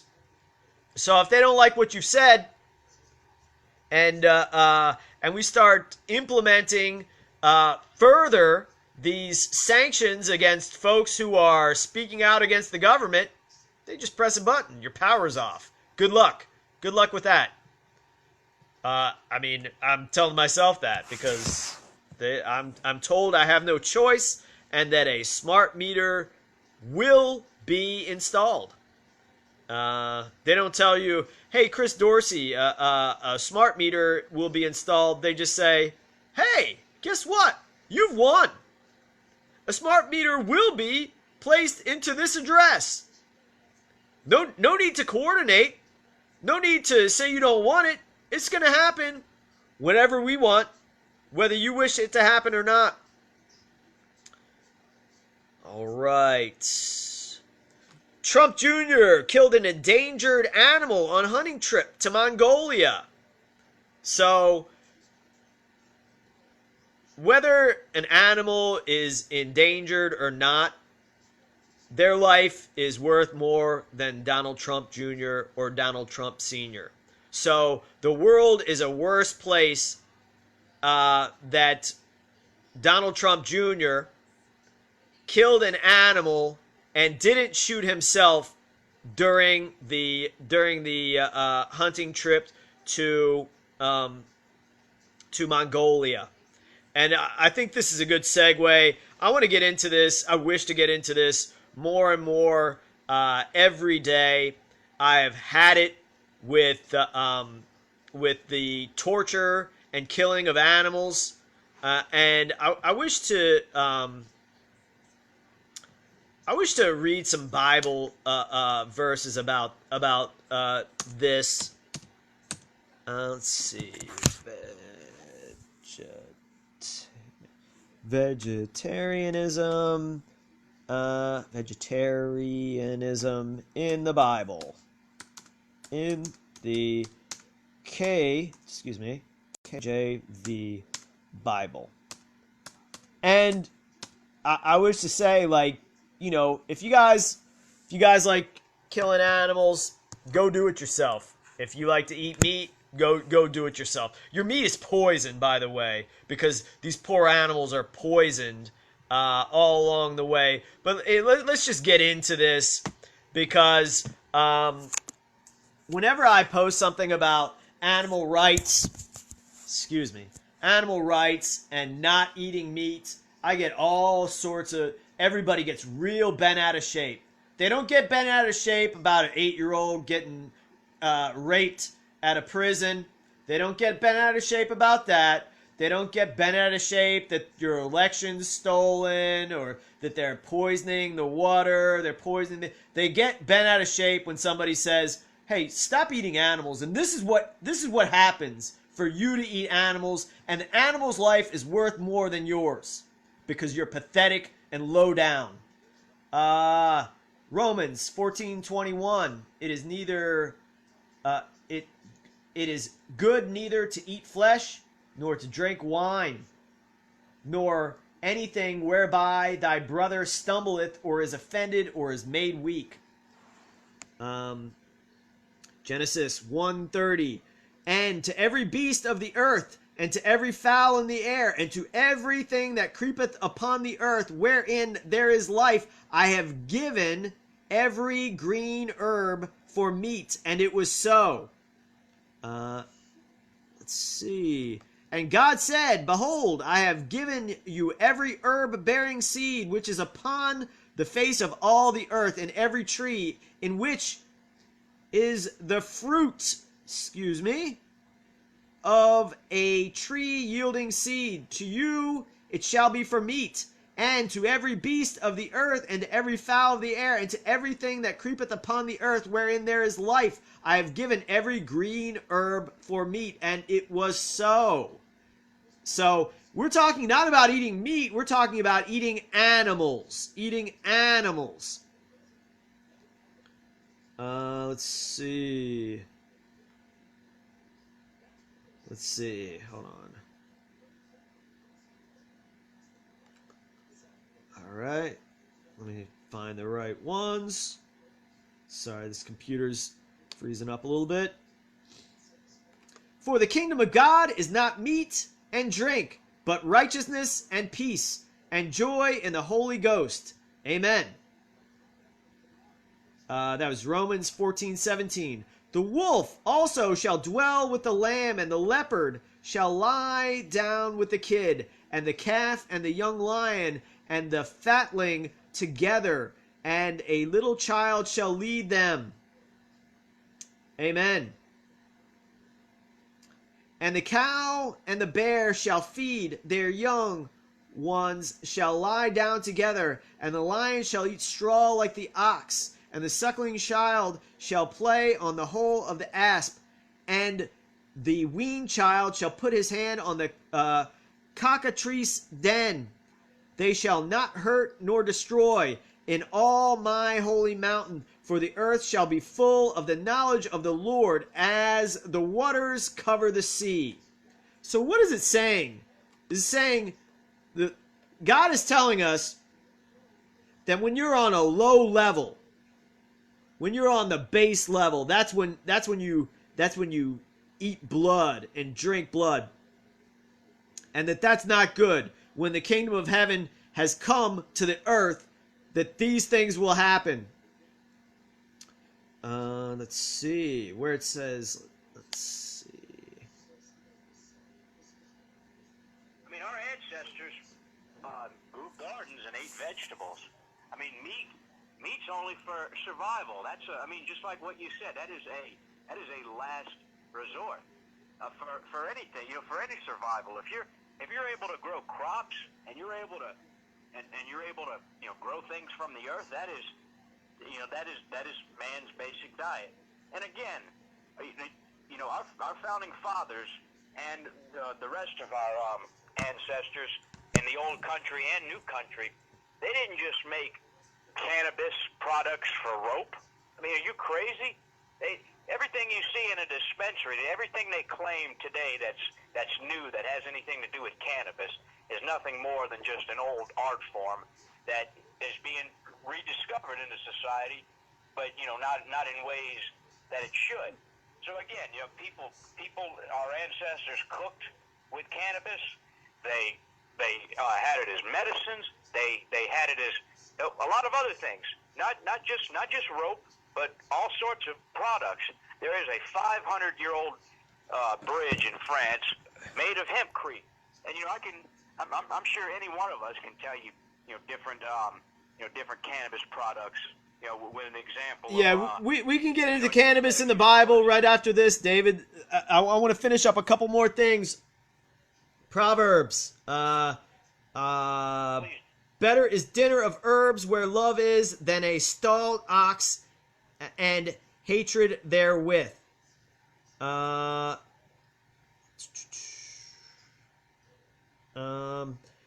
said I, Lord God, behold, my soul hath not been polluted from my mouth, for from my youth up even till now have I not eaten of that which dieth of itself, or is torn in pieces, neither came there abominable flesh into my mouth.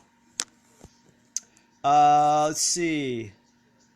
But flesh with the life thereof, which is the blood thereof, shall ye not eat. Okay. Hey, is there any meat in it without blood?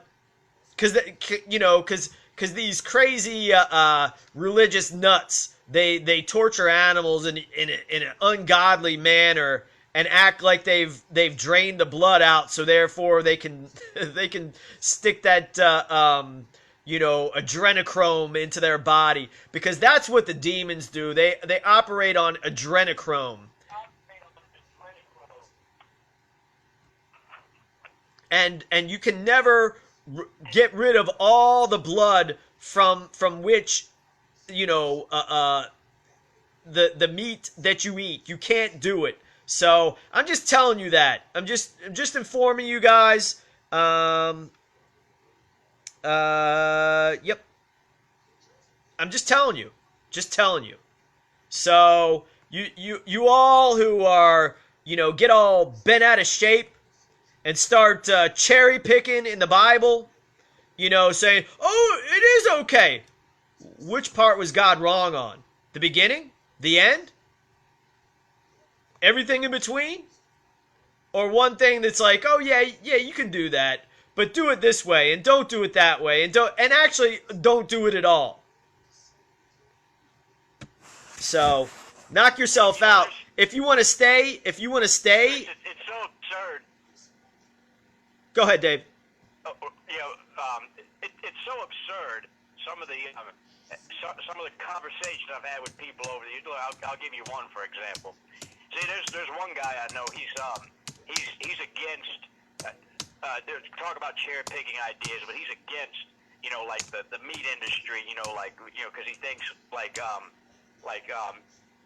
having meat on an industry with pigs and cows in the supermarkets. He thinks that's wrong. It is. Going out in a deer stand, killing a deer humanely, that's more righteous, it might be slightly, yeah, it may be slightly, but then again, at the end of the day, what's the difference? There's no torture involved, so you're contributing to a less demonic system. When you do it yourself, that's just you right. choosing to do something as opposed to promoting. And like shooting guns is fun. Yeah, shooting guns is fun. So why not just shoot it, at clay pigeons or target practice Why do you have to go out and kill something? Because I can tell you, with the way they're poisoning the deer population, you're eating poison. And you're also, I mean, you're also eating that adrenochrome. You're eating it up. Hey, And Chris, how about this? Shooting guns is fun, so why not shoot them at something that isn't innocent, like your criminal government officials and the cops? right. And Well, millionaires and it's billionaires. Why is everyone so obsessed with killing innocent things opposed to those, like, enslaving? well, true that, Cliff, but that being said, only after they have been convicted, and only after we can lawfully carry that out. Obviously, they all deserve it, and we have for years said that we prefer firing squads to hanging. Although hanging, that's all right too, but firing squads will be quicker. And when firing squad, if and when the law is enforced on treason, and firing squads are used against all corporate and government officials, all millionaires and billionaires, etc., there will be no innocent lives, and it will be much better than the average Joe redneck going out and killing an innocent deer or a bear that's hibernating or a rabbit or a wild boar or anything like that. Anything like that. All right, Bible verses about cannabis. Bible verses about cannabis. All right, here we go. And this is straight out of God's book. Straight out of the Bible. And the earth brought forth grass, and herb yielding seed after his kind, and the tree yielding fruit, whose seed was in itself after his kind. And God said that it was good. God says it's good. Amen. 90 seconds. All right. And God said, behold, I have given you every herb-bearing seed which is upon the face of all the earth, and every tree in which is the fruit of a tree yielding seed. To you it shall be for meat. Let's see. 60 seconds. We're gonna keep going. I'm not gonna ignore that robotic voice. All right. Let's see. Where are we going?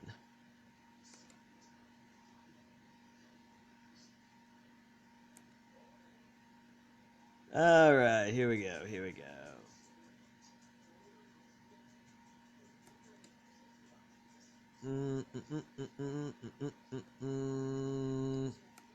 All right. I don't know why they keep saying excess of wine and how this has made this list of cannabis, but 10 seconds. he causes the grass to grow for cattle and herb for the service of man, that he may bring forth food out of the earth. Let's see. And wine that maketh glad the heart of man, oil to make his face shine, and bread which strengthen the man's heart. Amen to that. More on cannabis in the Bible, and wine, cannabis and wine. All right, let's see. And here we go. Here's the key one, because I love all 66 books of the Bible, but the 66th, that's the one that's most important to us right now, especially. Even though they all have equal resonance, it just, for some reason, that's like anything else. I love all music, but I have songs that are my favorites. And here, this is from Revelation 22. We are in the time of Revelation. We are in the time of Revelation. 22:1, 22:2. And he showed me a pure river of water of life, clear as crystal, proceeding out of the throne of God and of the Lamb. In the midst of the street of it, and on either side of the river, was there the tree of life, which bare 12 manner of fruits, and yielded her yielded her fruit every month. And the leaves of the trees were for the healing of the nations. Amen. Amen. Hallelujah. Amen. God bless. That's all I can say is we need God. God is our only hope. I'm not your only hope. You're not your only hope. God is the only hope. Let's see where we go here.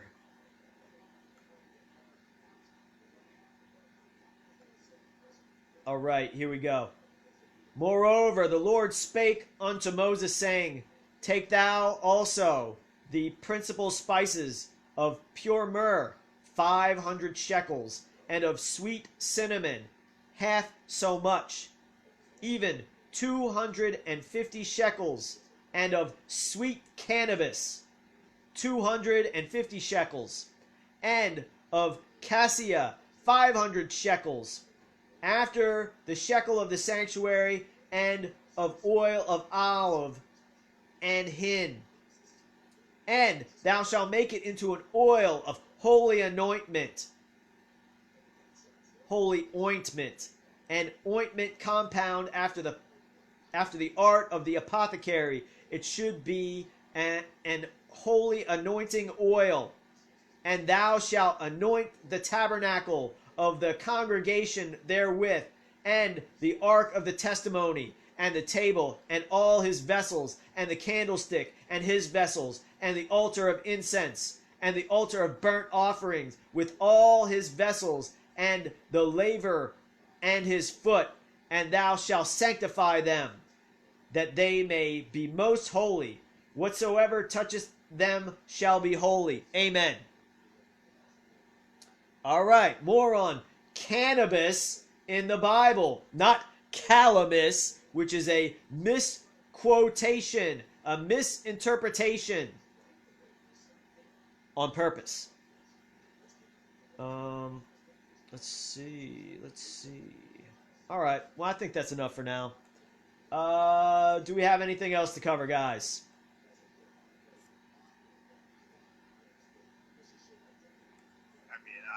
I can't really. There was maybe something I was thinking about earlier, but right now I don't really know.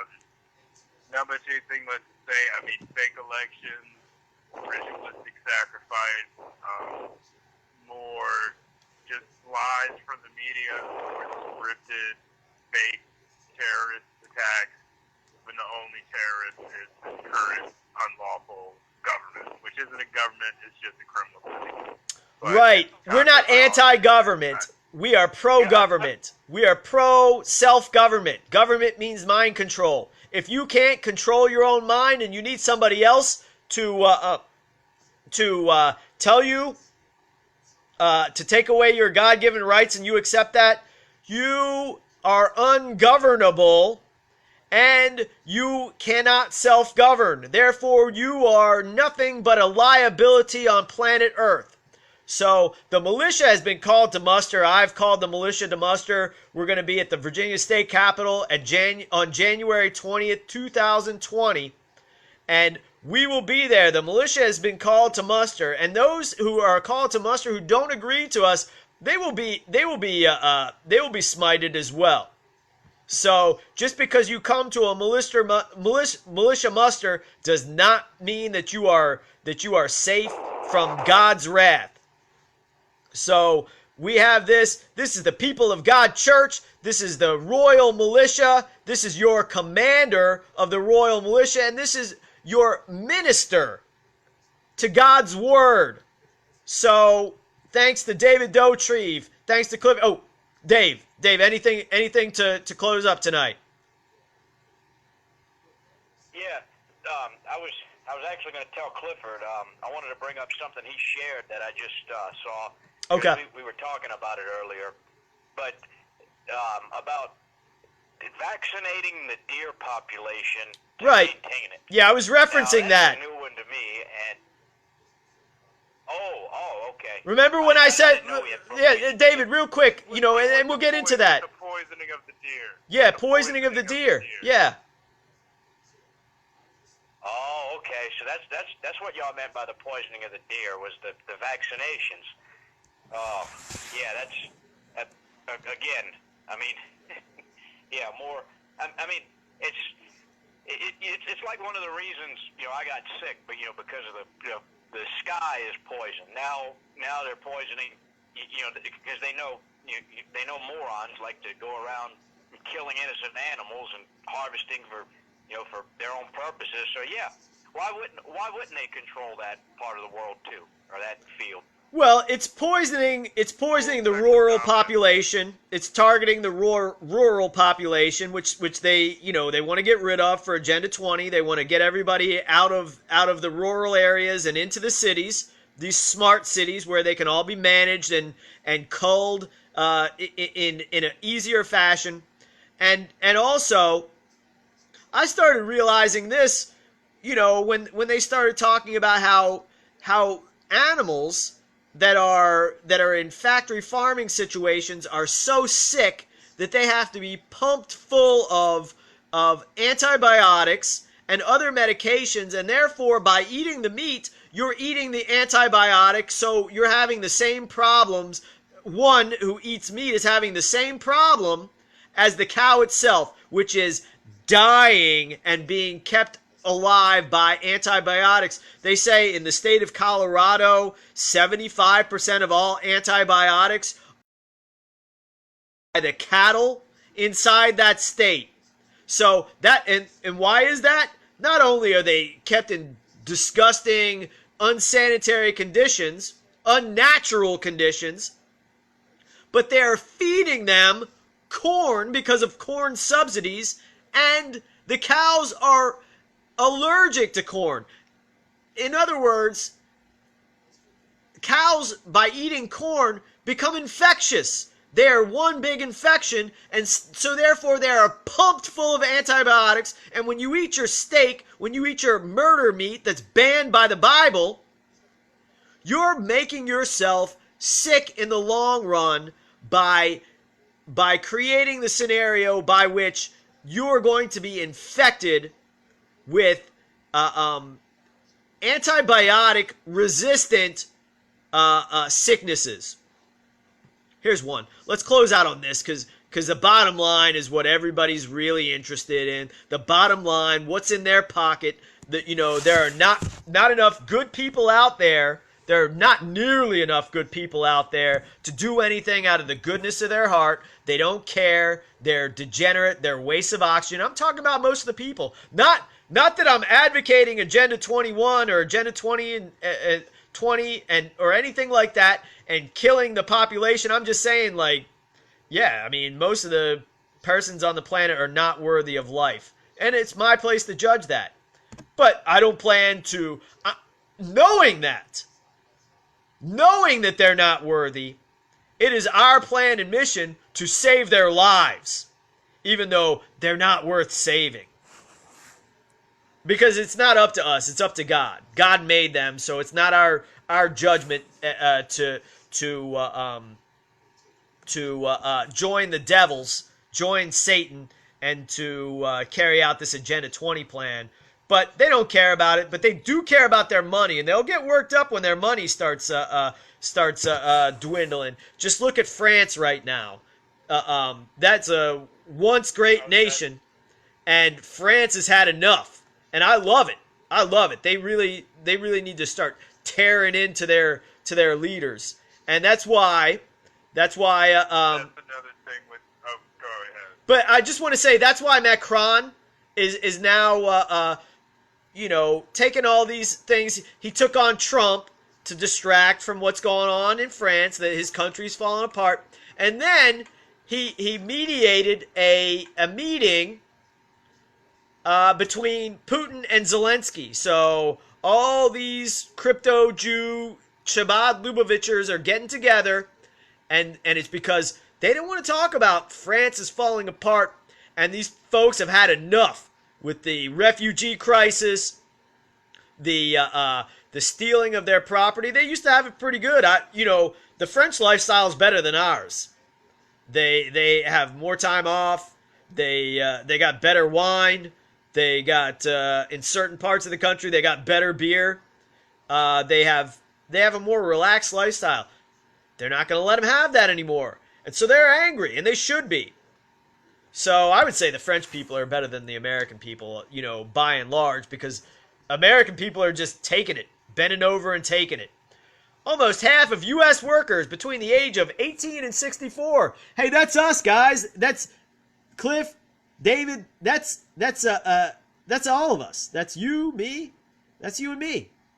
And I would presume most, but not all, of everyone who's listening to this broadcast. I would presume not many under the age of 18 are listening to this broadcast, and probably a few more over the age of 64 are listening.